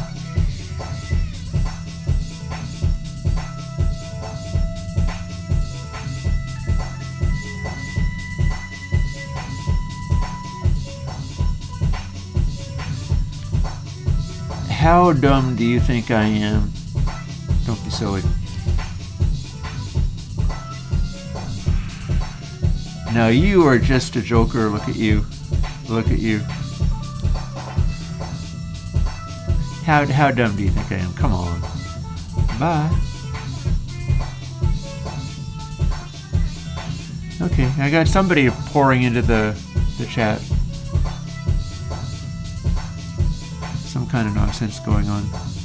Okay, did I just copy these over or not? I did. Now that's some old school trolling right there. That's some old school foolishness.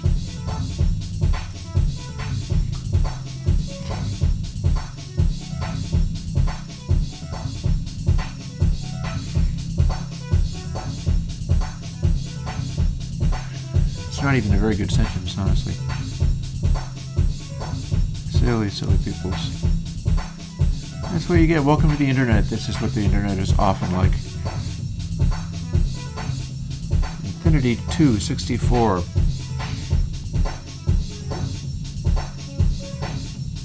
Meh, it wouldn't have worked still. I will say foolish things sometimes to please chat, but not that way. I've had people catch me out with stuff like that. Not even necessarily trick me so much as they kind of saw it, but it was harmless, so I went along with it. Yes, I'm sure you would. Silly fellow.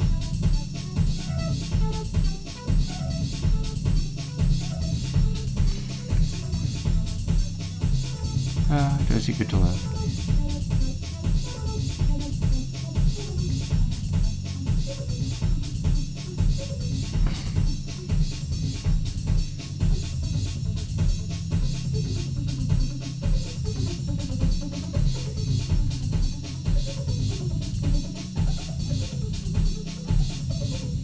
I think I probably finished.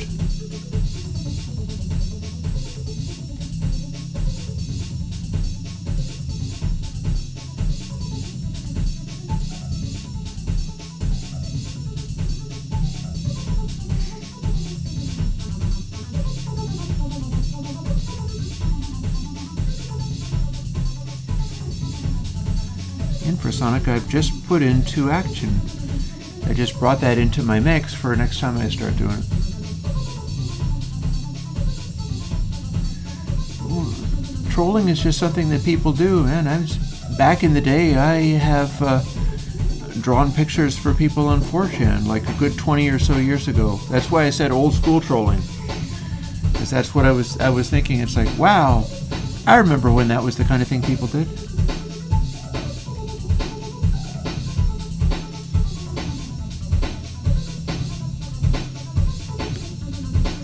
Trolling is trying to amuse yourself when you haven't got much else going on. It's just a natural phenomenon of the internet. You know, the people who might be trolling are the same kinds of people who might benefit from the plugins that I make, or might be using the ones that I'm compiling right now because they don't have anything. If you're trolling on the internet, you probably don't have money to buy a Moog 1 or teach yourself how to play music, because you'd be doing something like that if you could. Those are the people that, like, whoever it is, you know, Matthew, I guess. Yeah, how about you download my plugins and try to do something interesting with them? They are yours. It's open source, and who knows, maybe you can have some fun doing that. You know, no offense.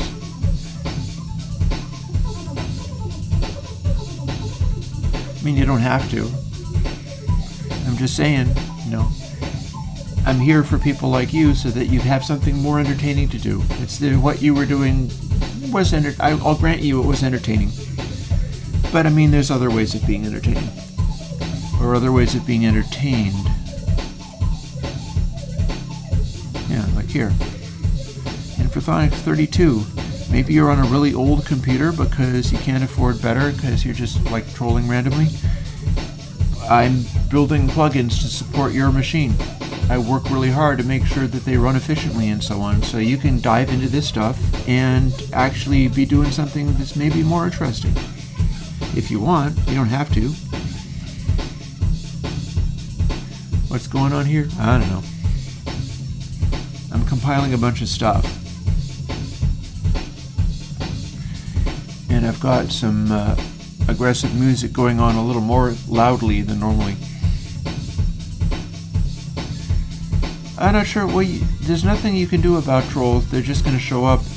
Honestly, it's arguably a little bit more interesting than when they're just those spammers going like vor dot whatever. Those are equally malicious, but with no pretense towards being entertaining or anything. Oh, settle down, man. It's fine. It's fine.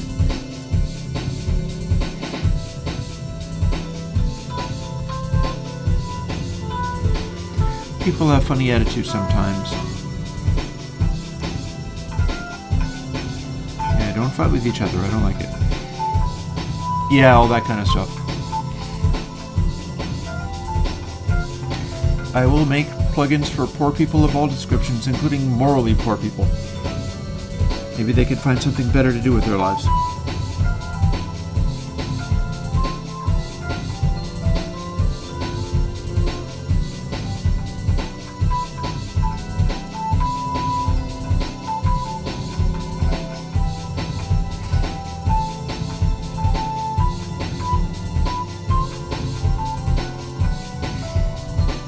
Meanwhile, I'll try to keep focused enough so that I can keep this stuff. Oh, you're trying to. Okay.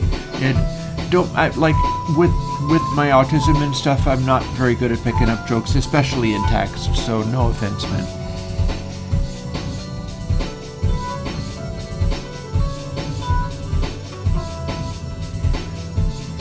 Yeah, I don't pretend to be the kind of special person that nobody would ever be rude to or whatever. It's like, no, you just take what you find, and I'm doing the best I can. And especially today, granted I have some crazy slamming music going on, but this is not really streaming gold.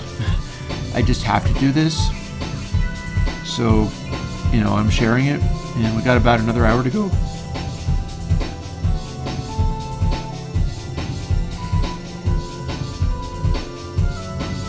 And we'll get through the rest of this together.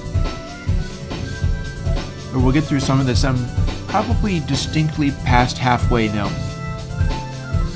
Which also means that it's very possible that I'll be done with the Windows stuff tomorrow. And I'm not going to be done with it by the end of the stream. And probably not today.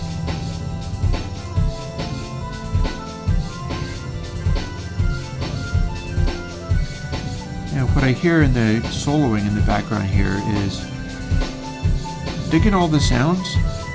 But this is not an easy chord progression to play over. There's a bunch of key changes going on in here. The way I've got it organized, I can tell what keys I'm supposed to be in, but I still have to think of melodies that are appropriate for those keys, and that's sometimes where I fall off. I wouldn't be surprised. I'm 53. Is your father 53? I'm old enough where I'm not going to be able to find anything else to do other than this.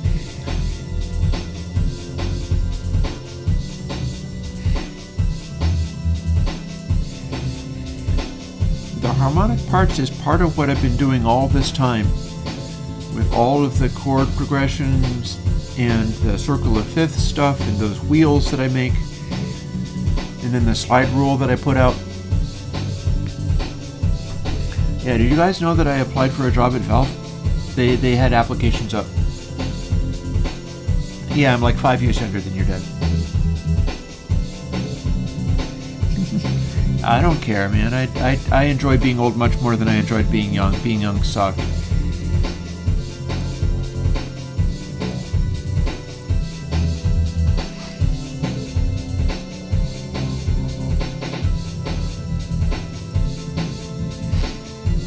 The only thing wrong with being old is that if you do end up getting lucky, then you know, your bits don't work the same way that they used to when you were younger. So you have to take magic pills for that. And the one that starts with C is better than the one that starts with V because it's more natural. Which is not to say that it's natural so much as it acts more like that, rather than acting like, okay, here's the magic robo bits to use. Instead, it's like, if you are inspired, you can respond. We're not going to talk about that anymore, because talk about all the worst things we could be getting into.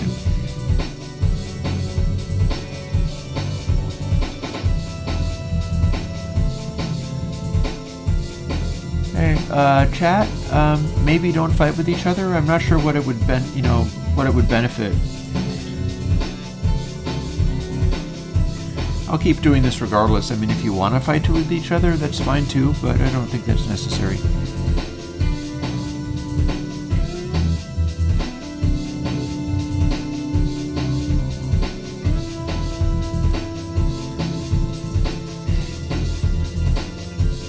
Certainly don't fight with each other over anybody treating me with particular respect or anything. I figure that's earned, and what I'm doing is worth any amount of demanding people say certain things.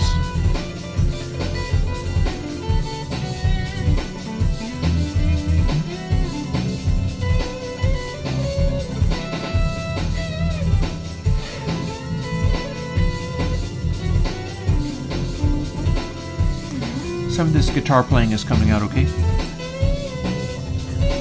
Yeah, I have delved into spectrograms. I would need to be on Juice making GUI. I don't have any visual output available at this time, so I can't do that yet. I'm kind of on the right track for it though, and I know just how I would do it if I could. So there's that.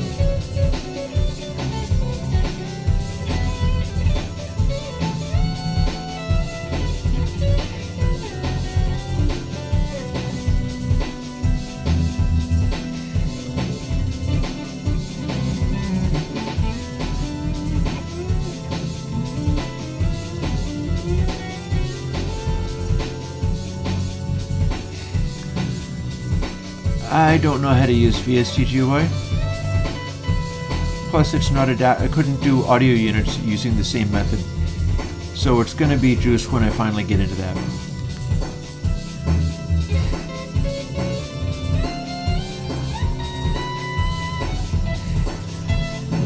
We've got an Isolator 2 coming up, you know.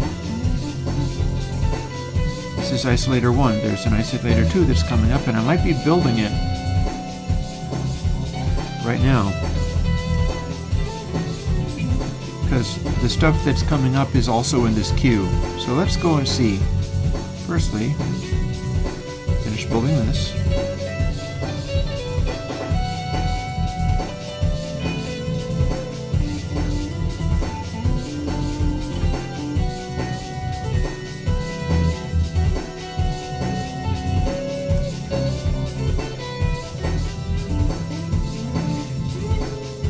Yep, there it is. There it is. You haven't heard this one yet. Although I might have done a live stream coding it live.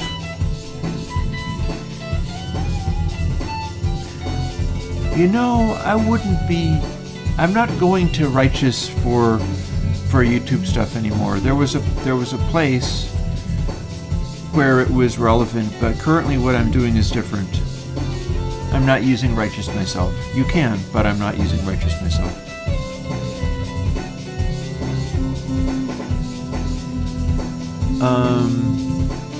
I don't intend to make a switch to make the plugin stop processing.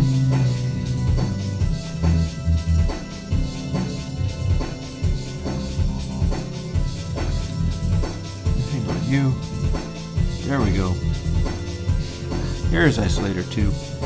This one's more like hypersonic in that it has 7 stages, if I remember correctly, and it has resonance, which is unusual for this kind of thing.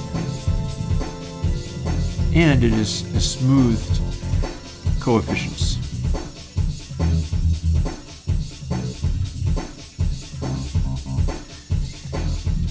Yeah, the sound of this bass that you're hearing now is the sound of that 1 megahertz sampling rate synthesizer into the Wasp filter, and this is the thing that I'm going to be running into infrasonic, so that the low frequency beef of it is enhanced. Alright, ready to build.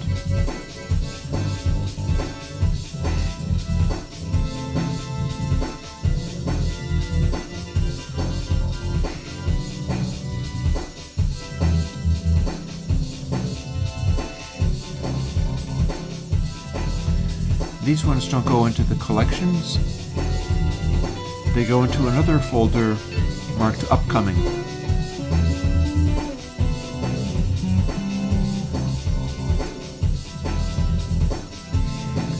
Left to mono. That one's useful in like OBS, because you can run an interfaceless VST in OBS and it runs.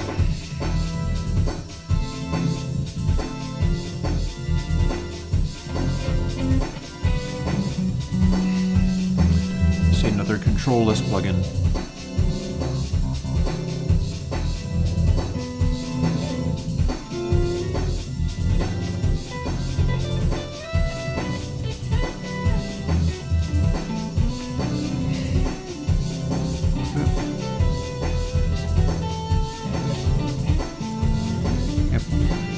The sound of this lead guitar is the neck pickup, not the bridge pickup.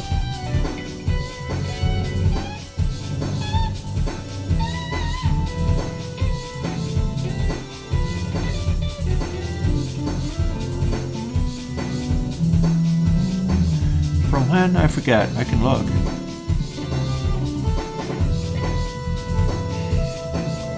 Just a moment. I can tell you what day it is. It's from February 17th is when this one was done. So there should be a YouTube video from that day. You see me do it.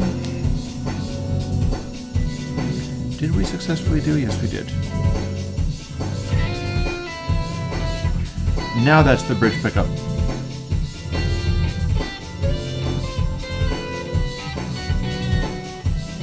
That didn't pick up. There we go. That's more like it.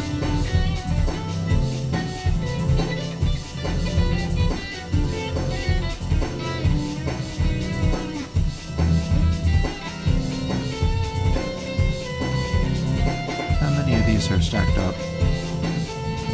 13. Okay. I don't really know what inflator does. If it's just sort of general fatness, I would look into density. Density is a very basic plugin. It does have some controls on it. Or you could look into spiral, stuff like that.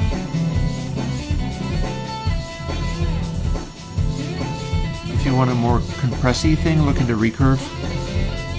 That'll give you a gain boost.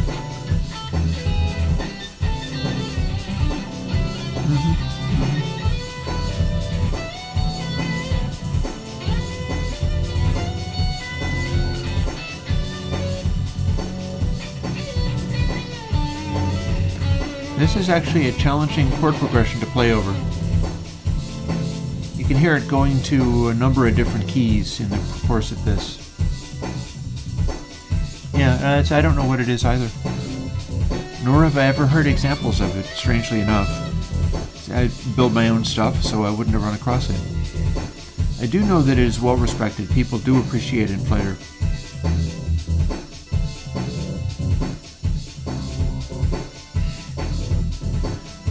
From my recollection, like Paul Frindle talking about having coded that, I had the impression he didn't think it was all that complicated. It's well designed, but that doesn't mean it's like a really wild, complicated thing to have done.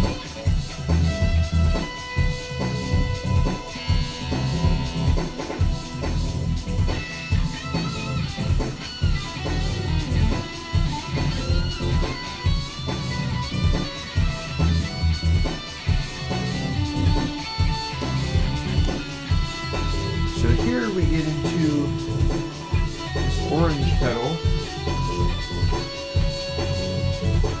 It's called the Color Driver, and it's a classic analog stomp box. David Gilmour played through one of these.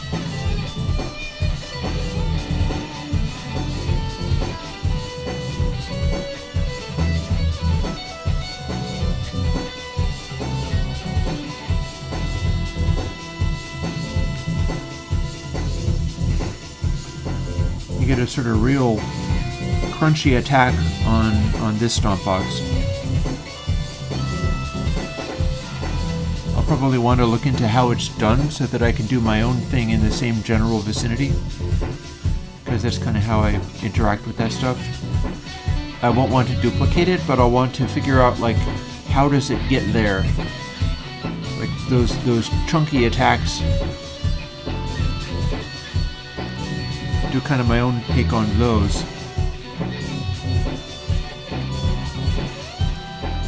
Because it's got a lot of chug to it.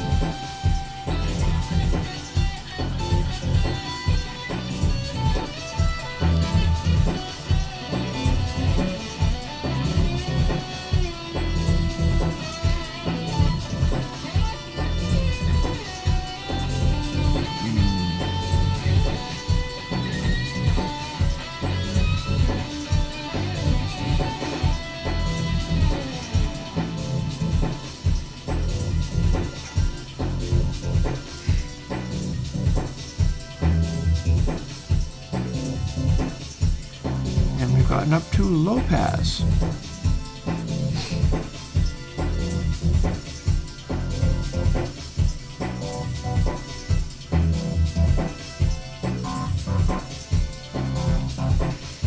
Yeah, my curve and recurve are a little bit like that. Probably not exactly. In fact, almost certainly not exactly.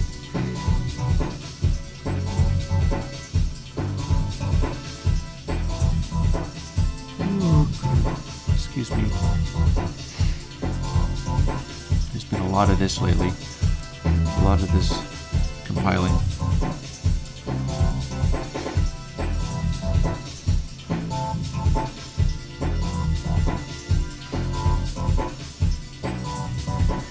Yeah, that keyboard sound, there's distortion in there. It's not just a filter, it's an overdriven filter of some kind. Not exactly sure which one. It might be the dual Borg.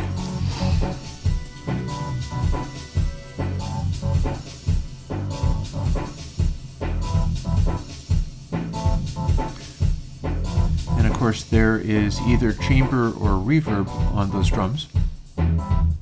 Not galactic, but reverb, because it's, I'm hearing the mono and it's not getting widened, whereas that lead is getting a widened reverb.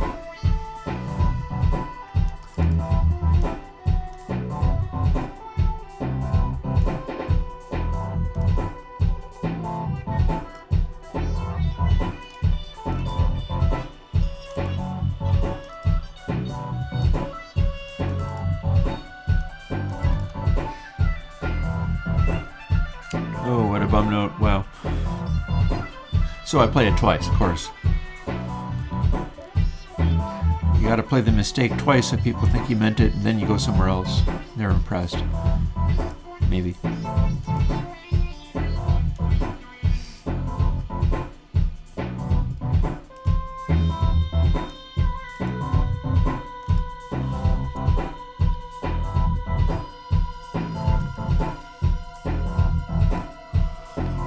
Low pass 2.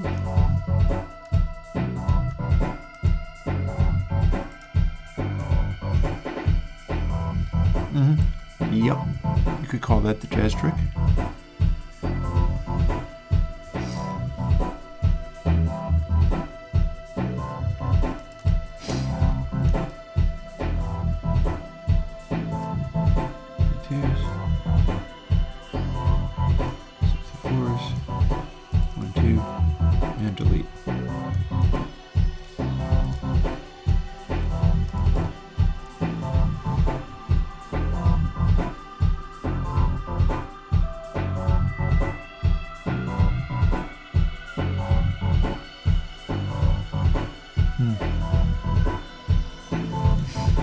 See, I wonder whether you know exactly what the algorithm is, or whether it's just somebody's guess as to what it is.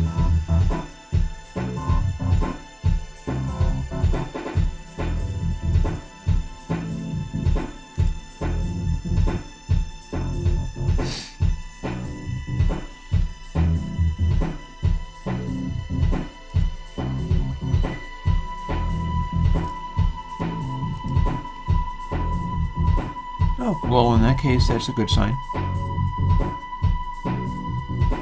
Hello, what happened? You failed. Why did you fail?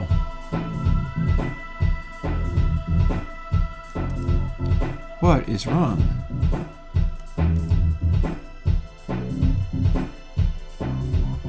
It says fatal error, but it didn't tell me why. Try that again. Do you have any hints? Nope. Okay, does it have any more information? Oh, for some reason, this one isn't... Oh, I bet I know what's going on here. Let's see now. Firstly, let's quit out of here. Yep, see? I dragged all of these in from this. But they also need this little folder, and for some reason that didn't exist there, so boop, now it is. Okay, let's hope that all the rest of them aren't like that. I wondered whether I had missed some, because I was also manually dragging all of these in, which is very cumbersome, and I knew there was the possibility of getting one of them wrong. Let's see where we're at. Try that again, how about?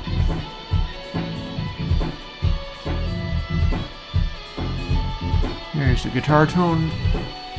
Again, we're on that orange color driver pedal.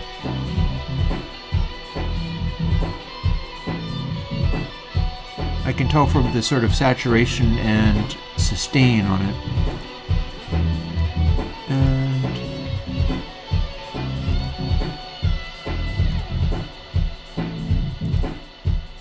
there you go. Now, are you going to work this time?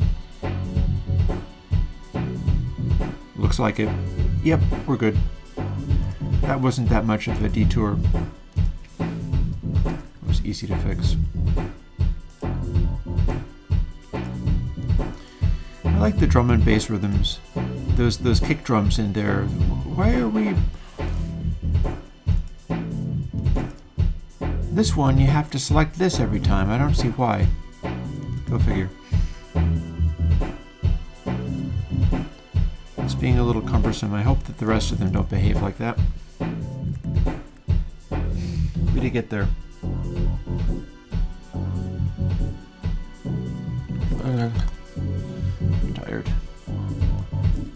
Don't fall asleep yet. I make more plugins. Do more plugins. Damn it.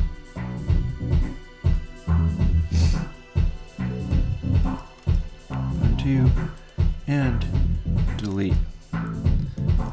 Out of curiosity, that's going to be this many more? I got 5 more since the last time I checked. And this is how far we've got.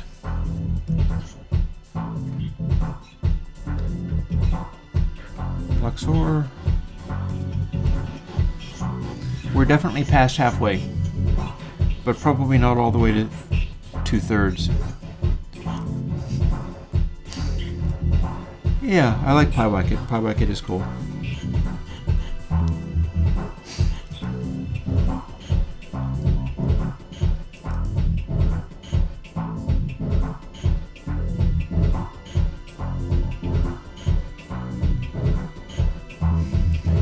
I should be able to get that cool synth bass to be even cooler in future, now that I'm running it with infrasonic.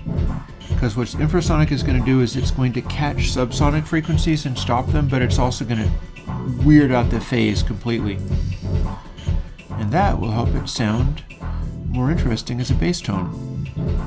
Because there will be obviously something funny going on down there, highlighting the high pass cutoff.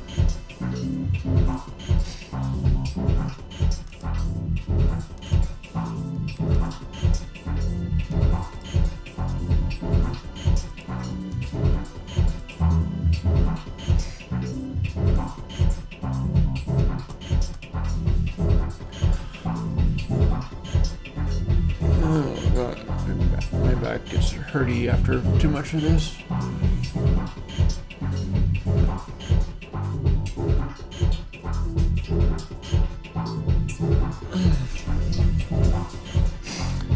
Alrighty, that's the 86. Let's keep this train rolling as long as we can, if not longer. Boop. 1, 2, delete. And Mackie Q and Mackety. People enjoy these. It's not so much not much sleep as I've been hammering away at this since before I was streaming. So that's a lot of attention to be paid and a lot of random, well, not random, regular clicking and dragging and stuff. Yeah, I wouldn't say so much, not so much sleep, because it's a reasonable amount. But it's been days and days of just hammering away at this stuff, and it is exhausting. That's what that is like.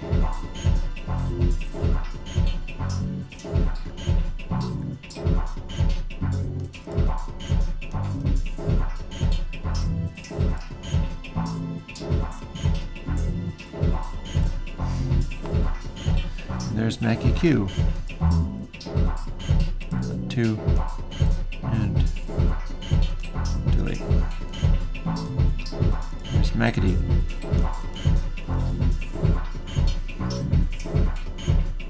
Yeah, I would be curious to know what Inflator is doing, but at the same time I would not want to know, because then I would be responsible for not cloning it. And I'd rather come up with my own stuff.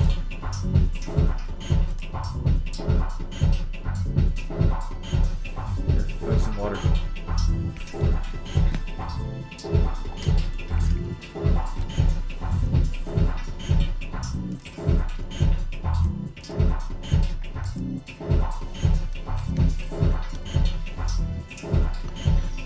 Yeah, so what you're hearing now is the kind of thing that makes you think that you could do incredibly long jams and then edit things together to be a song, and you kind of can't. You kind of need to arrange stuff from the get-go.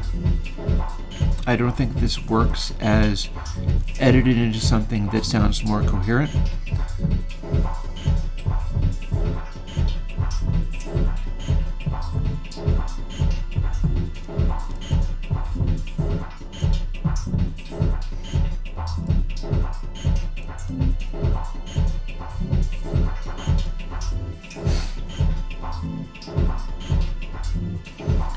Well, this is not arranged, so the trouble is that it hangs on the same chords and rhythms and things, and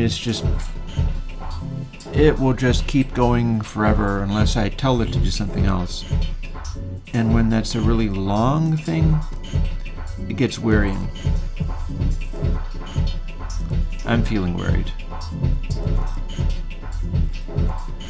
However, I'm also doing pretty good. Look at all these plugins that we've made. Windows is coming. Windows updates are coming. It's a good little moment. Suddenly we got a snare coming in.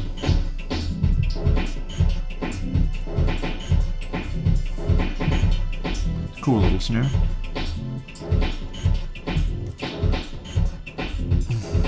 Matrix verb.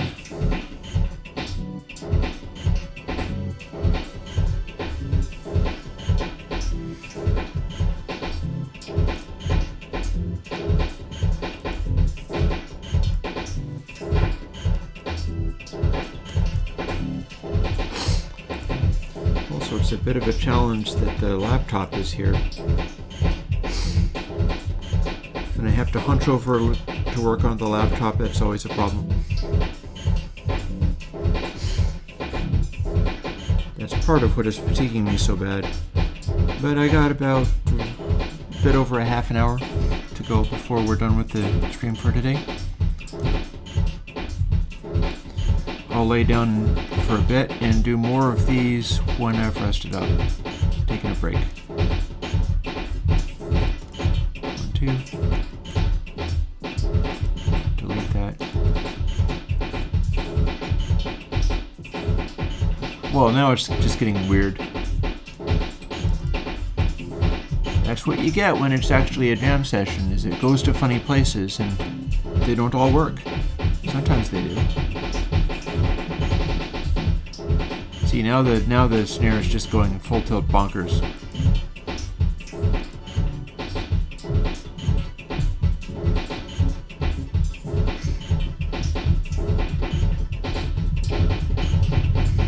I know exactly what's happening here, which is a weird choice to be doing.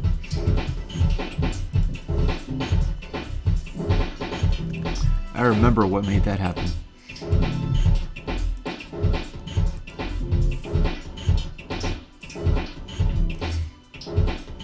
So what made that happen is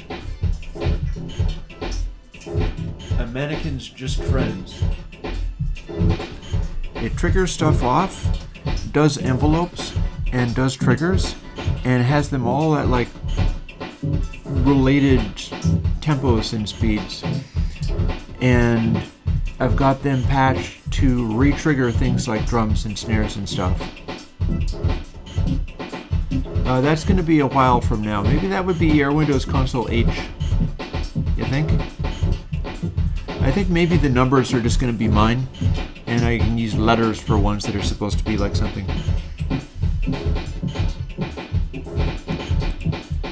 Hey, I did 32-bit.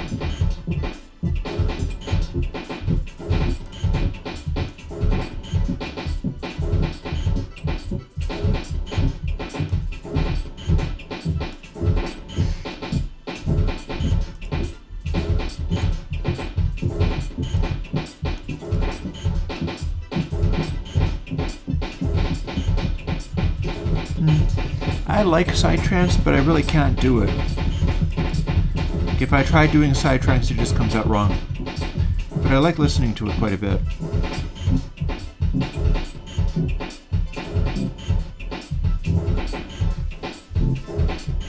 Oh, my back, neck.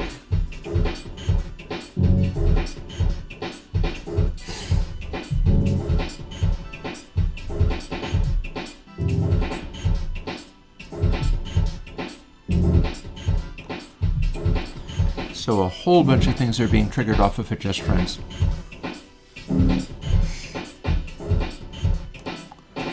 then I'm just wrenching around the knob and making it do a bunch of different things.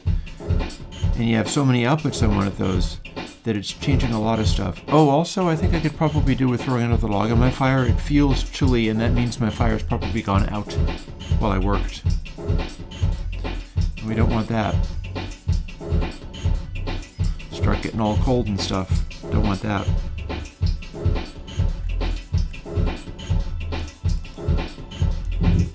We will put these in the relevant folders.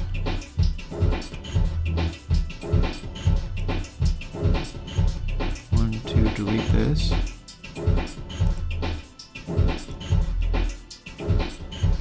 And let's go and put a log on the fire.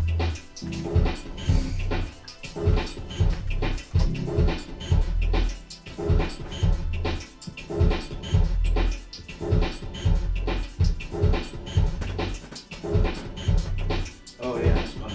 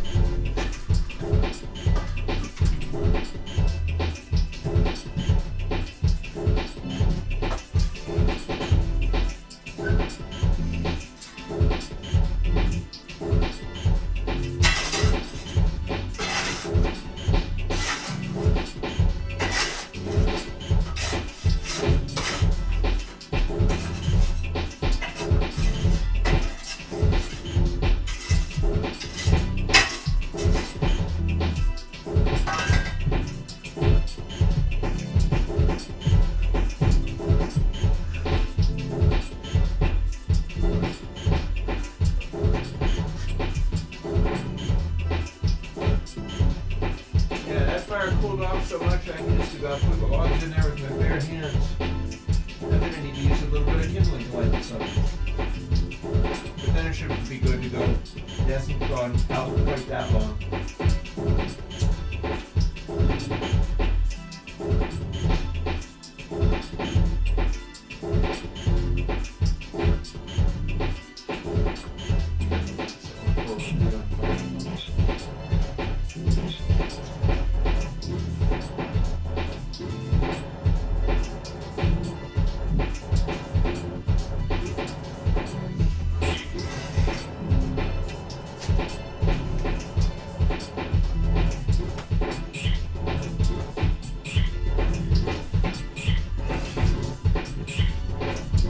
This music is definitely advanced crazy at this stage.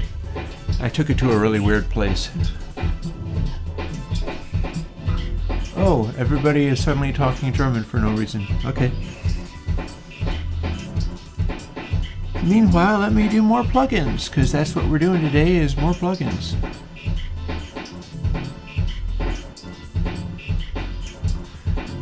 I'm not exactly sure what they're saying. I'm not mad at Germans for any reason today.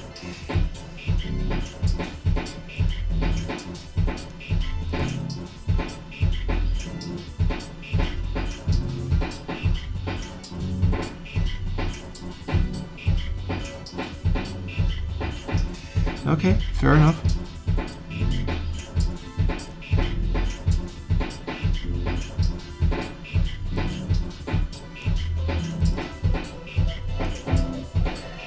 Yeah, one of my challenges, I don't have scroll back, so if I lose track of chat, that's all she wrote. I don't know what went on. Fortunately, I'm okay with letting some of that stuff go.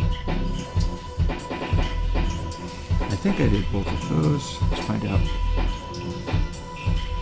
I did.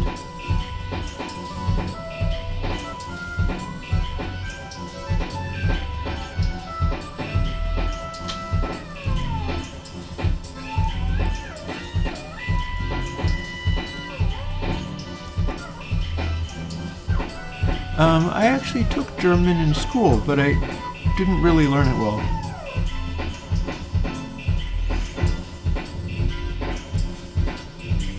Can't say as I really follow it when you guys start talking German.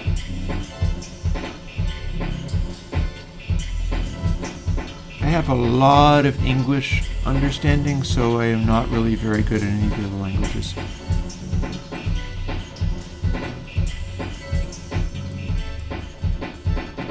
Not responding. Responding. There we go. Now we're on monitoring. I crashed Bespoke earlier because I was switching my copy of Monitoring to Monitoring 2 going forward, and removed it from one of its little gray controls where the control surface manipulates it, and then touched the control surface without having reassigned that, and it made it crash. So the next time I tried to remove the control surface thing, then change the plugin out, and then I replaced the control surface thing, and then it was fine. Nice arpeggio thing I'm doing here.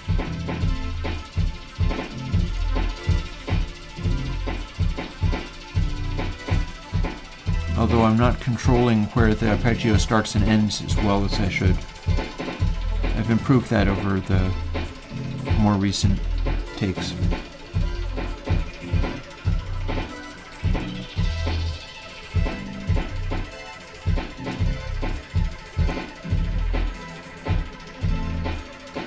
Let's get monitoring 2 going.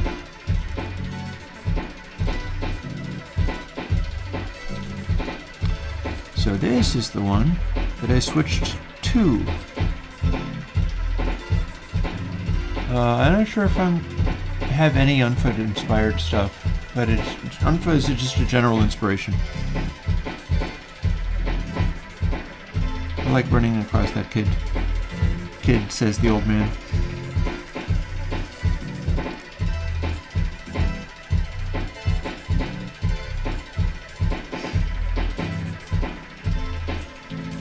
Ta-da.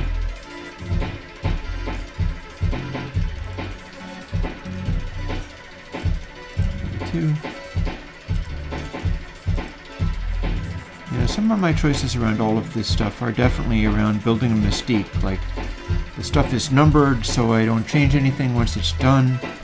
The recent things shouldn't be changing the sound of anything. I have indeed thought of doing FFT plugins, but I don't know how. Not yet. I'm actually thinking about going to school, going back to college, which I didn't complete, specifically for the purpose of learning not so much programming, but math. I don't have enough math to be good at FFT. FFT seems to require a level of math that's beyond what I learned. I think it has to do with the way that it's divvying stuff up into regular numbers and imaginary numbers. It's like, that's over my head.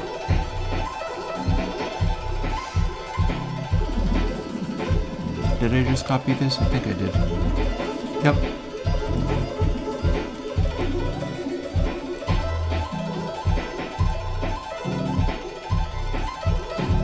Maybe my neck will hurt less if I just rest my hand on my chin.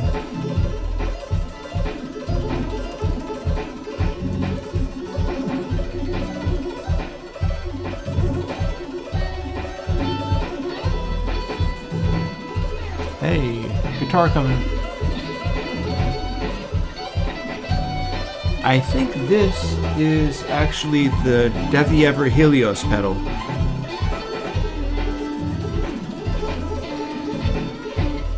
It uses a distortion stage that's a lot more retro sounding than the color driver.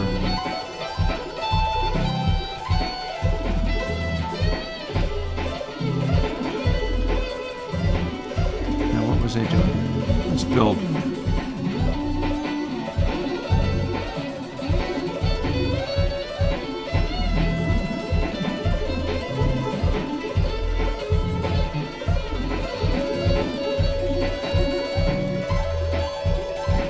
I'm going to have to lie down in about 25 minutes when we're done for the moment.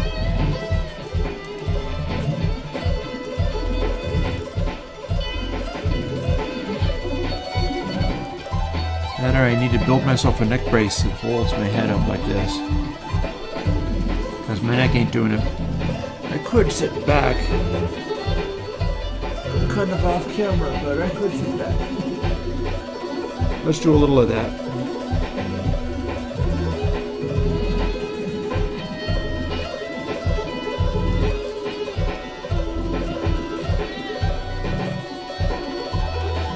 Punching over the keyboard, not good.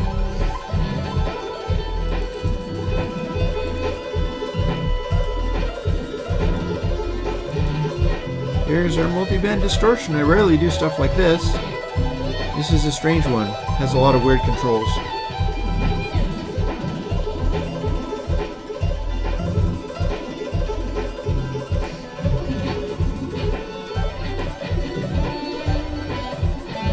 That might be a Proco Rat.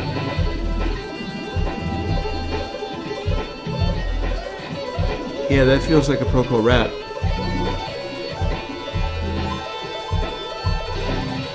I do that when I'm looking for that Robert Fripp ultimate solo tone. I don't know that's what he used, but it feels often a lot like that's what he used. Fripp tone on Requiem on later King Crimson album. That's gonna be like a rad into a stack, turned up all the way, and the neck or both pickups on the Les Paul tones turned all the way off, and that's how he gets that ultimate gain, but no highs, so it's like a buzzy kazoo-like tone. And so you get sustain on the note that you're playing rather than squealy feedback. Did I just do this? No, I did not do this.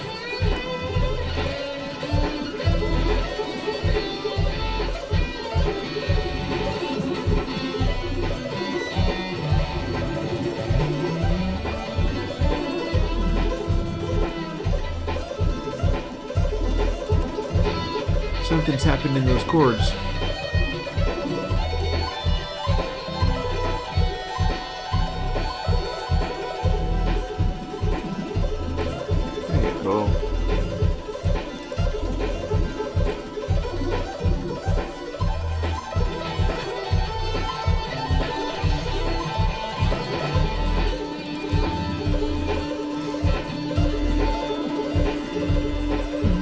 it will be easier for me to understand what you say if you talk English.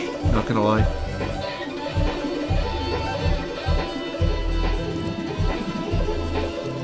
Oh god.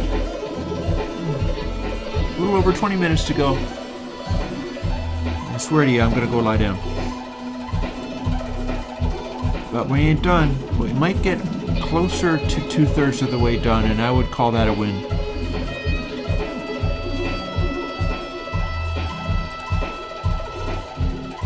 Getting close to 2/3 of the way done, definitely gonna call that a win.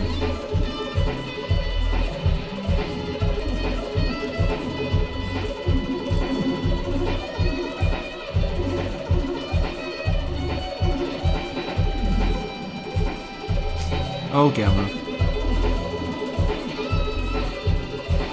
Yeah, silly people.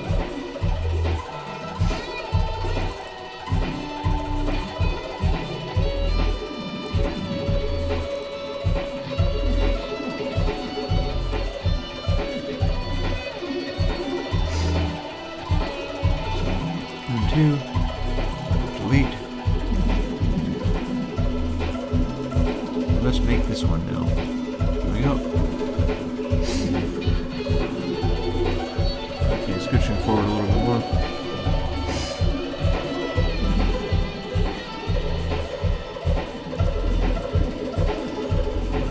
Gotta keep my energy up. I guess it's with this, like, hammering music, huh?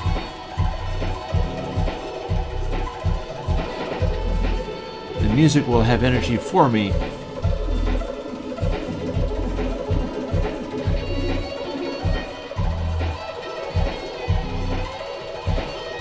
That or the music will become so insane that I'll pass out. That's another possibility.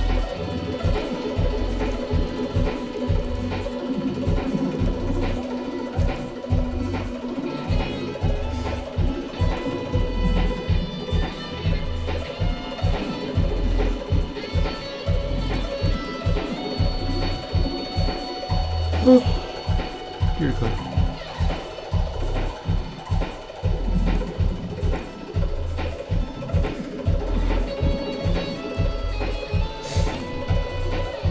Thing to do here is always to design it so that I can work out what I'm doing. Why do we have 2 copies of that? Which one's the real one?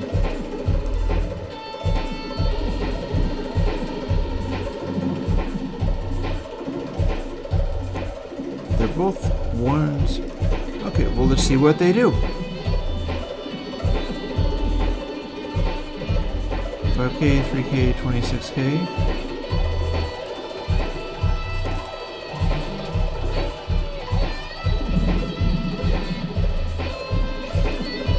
You know what? I'm not sure this is the one. I think maybe the other one's the one I'm going to want.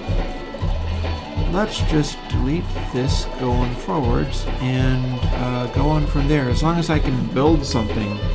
I know, I'll try not to pass out. Doing pretty good. I've got about 20 minutes left of this, and then I'm going to call the stream done.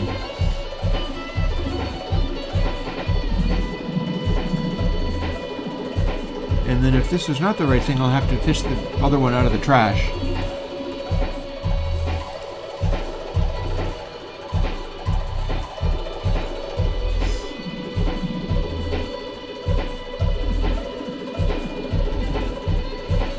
Well, it built.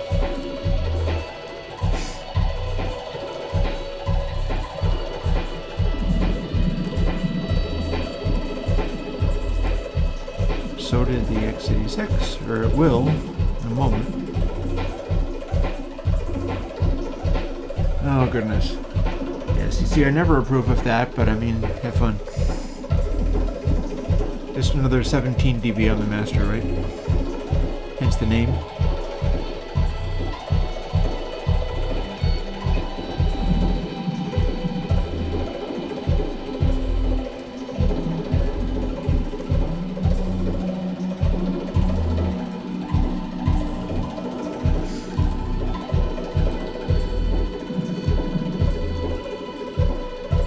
Neverland, blast from the past. Loudest, not better. No, no, no, no, honey, no, honey, no.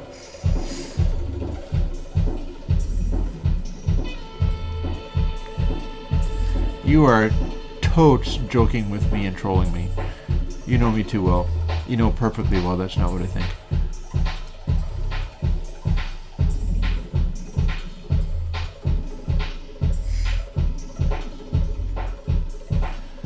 See, the pro strat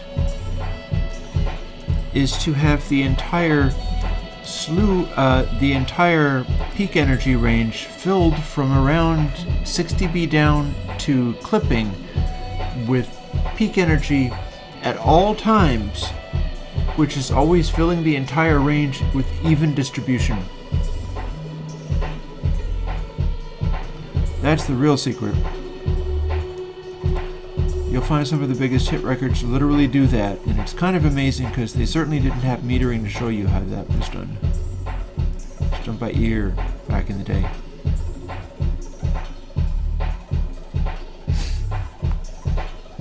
Yeah. Well, you hear my bones cracking. That must be tough to listen to. Oh my God. Let's see how much farther we can get.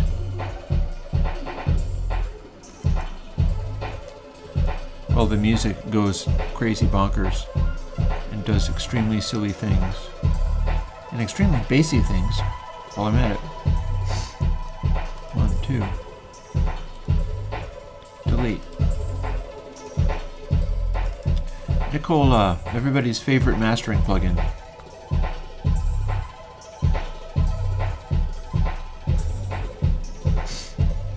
What I'm doing with this music is now the bass is doing a resonant feedback thing on the wasp filter, but that's also a massive portamento that is making it never hit any real notes.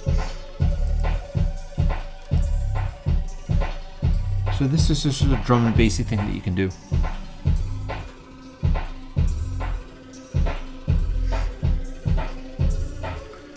Just going kind of freaky and stuff.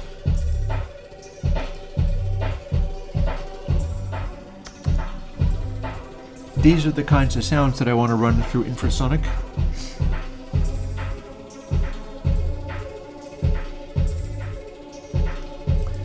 And that I will indeed be running through infrasonic.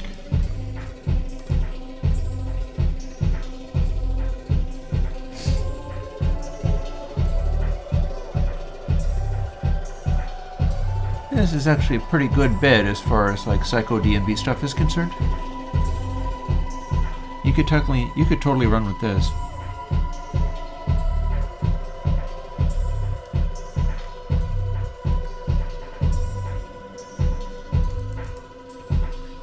It's probably getting towards the end of the jam too. It has that feel to it.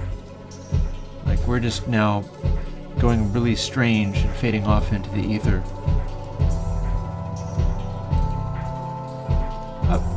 Here come chords.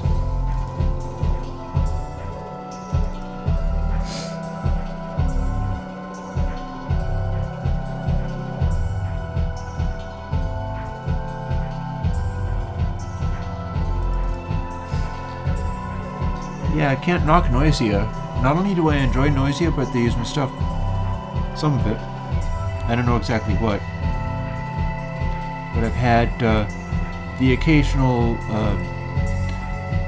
reference community. I forget exactly what, but for some reason somebody from Noisia was like, oh hey cool, yeah, you do some stuff that I use. Hopefully I will continue to do more. I did that already and it didn't really work, and I can tell you why. I tried to do a Giant Steps jam basically in bespoke so that I could run a keyboard in and have all of the notes force mapped to what would be correct for the chords. I did it, but you couldn't make any sense out of it because it sounded random, like as random as if you weren't even directing anything at all. The way that you make melodies sound correct over the Giant Steps chords is by knowing where they're going and playing with intentionality. And that was a very useful lesson. Yeah, somebody from Noisia is using something at least. At least at one point they used something that I did. I forget exactly how I know about this, but somehow there was a communication there, and yeah, it was the thing. That was exciting. It's one of the bigger names I've ever heard of that got something out of what I do. So I was well pleased. Well pleased.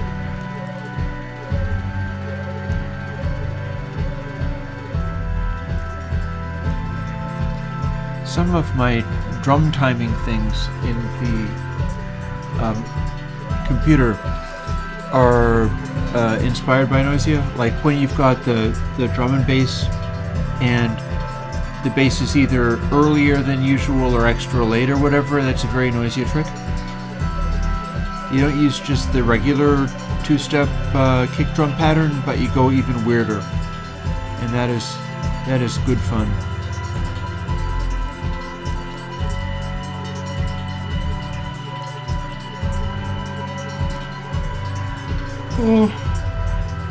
I have no idea. Could have been anything or nothing, but I do know that there was somebody there, somebody in Noisia is like, oh hey, yeah, I use something in yours. Mentioned it somewhere.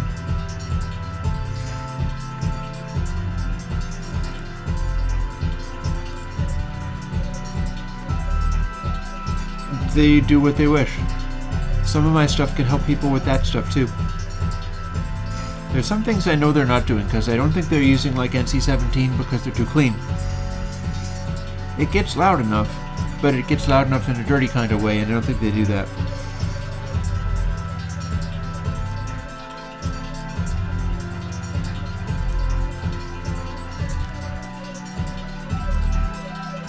Minutos, folks, and then I'll break.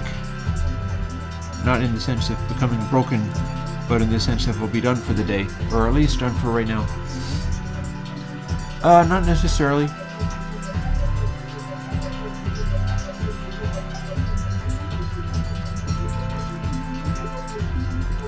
Noise. Not Noisia, but noise.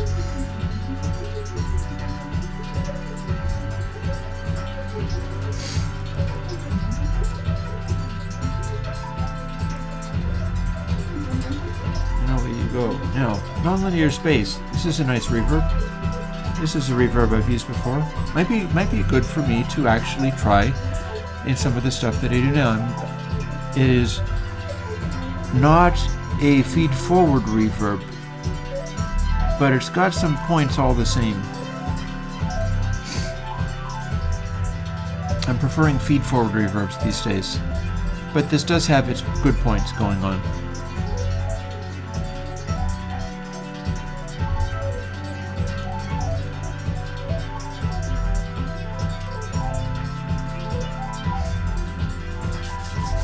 Build please, there you go, very good. Then we're going to make the 32-bit.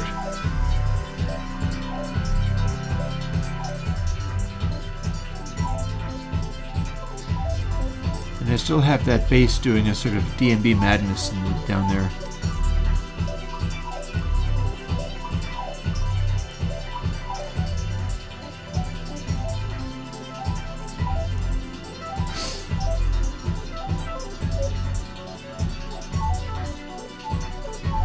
Yep.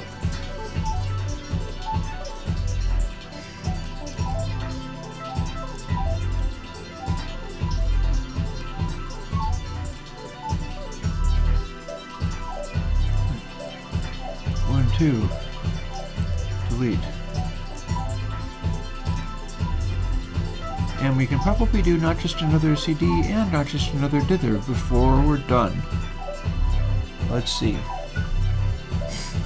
Hang in there, keep my head up, keep this going for just another 8 minutes. Build that, please.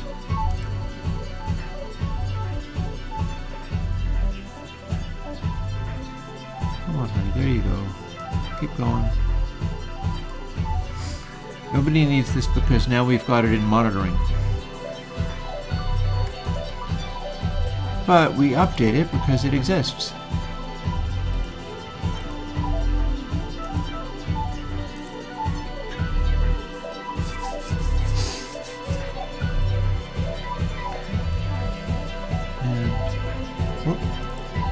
mean to do that.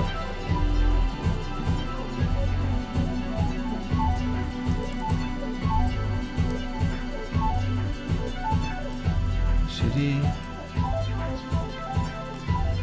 4, 1, 2. Delete you.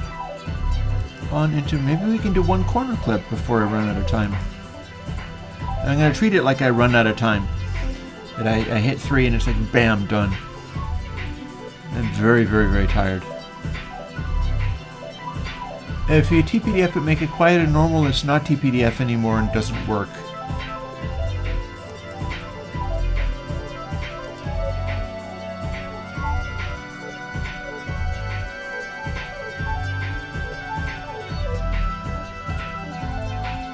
Oh, very good.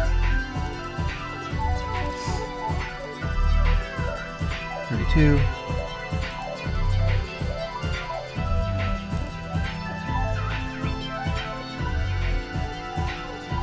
Whoa, you gotta understand what dither actually works.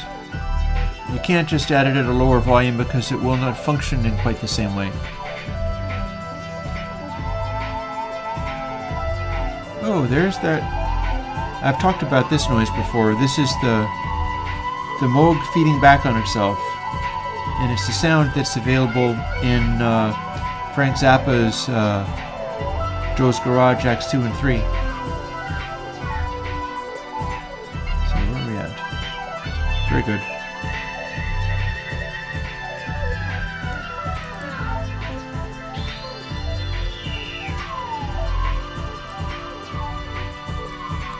Those are actually some pretty cool tones, I gotta say. Those tones are acceptable. I'm into it.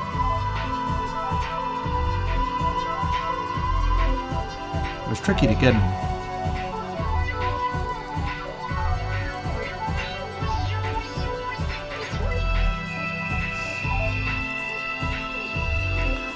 Can we go beyond one corner clip? We're right down to the wire now. It's like 5 minutes and then I'm done for the day, or at least done for right now.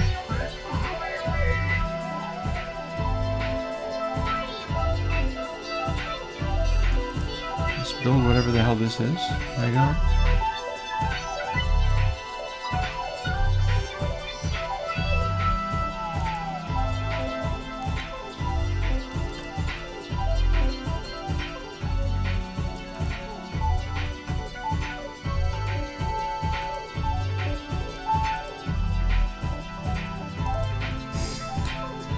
Build the 132.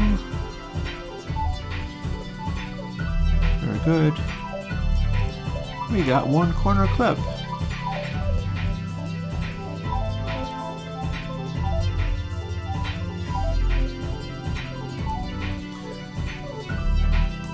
Two. Wait. And let us do Pef Nutty.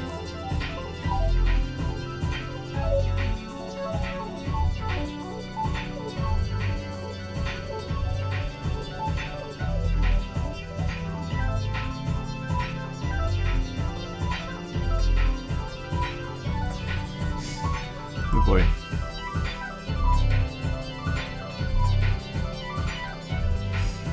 Man, this bass part is doing my head in. It's really weird.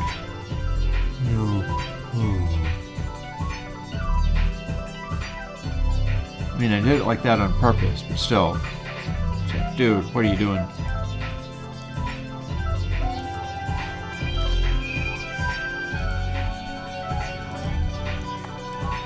And the answer, of course, is I'm doing weird things. Thanks for asking.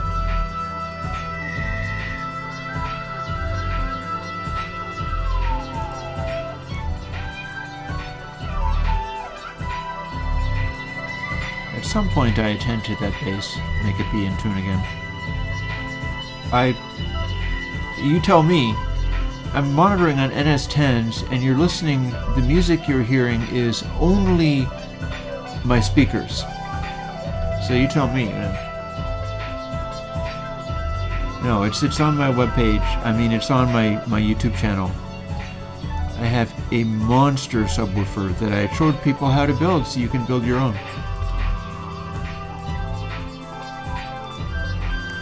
And I think I can get one more past Puff Nutty, and then we're going to literally call it.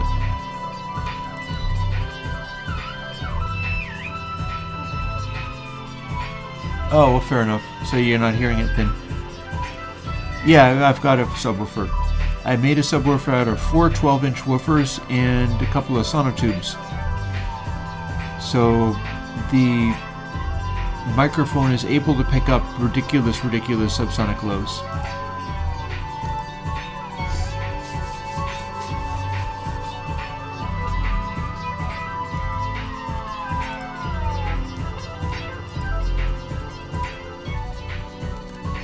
And yeah, I do absolutely have a subwoofer in the room, which I enjoy very much.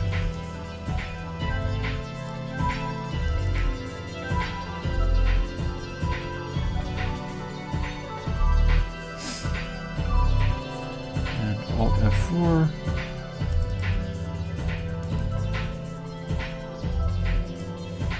Copy this, hand this over.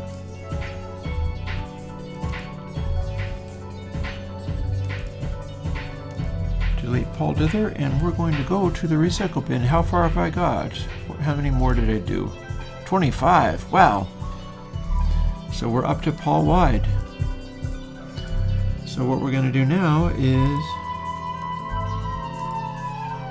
suspend the imaginary PC.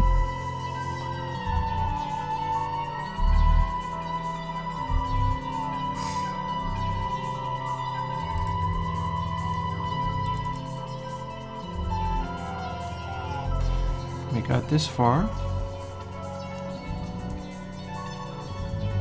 I would say that was more than 2/3. We got more than 2/3. That's good. That's good. So on that note, I'll let the music continue derping along.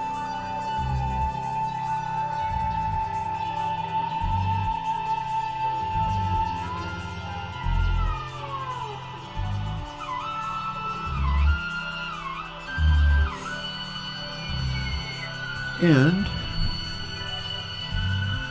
on that extended note, we're gonna scooch this laptop over out of the way.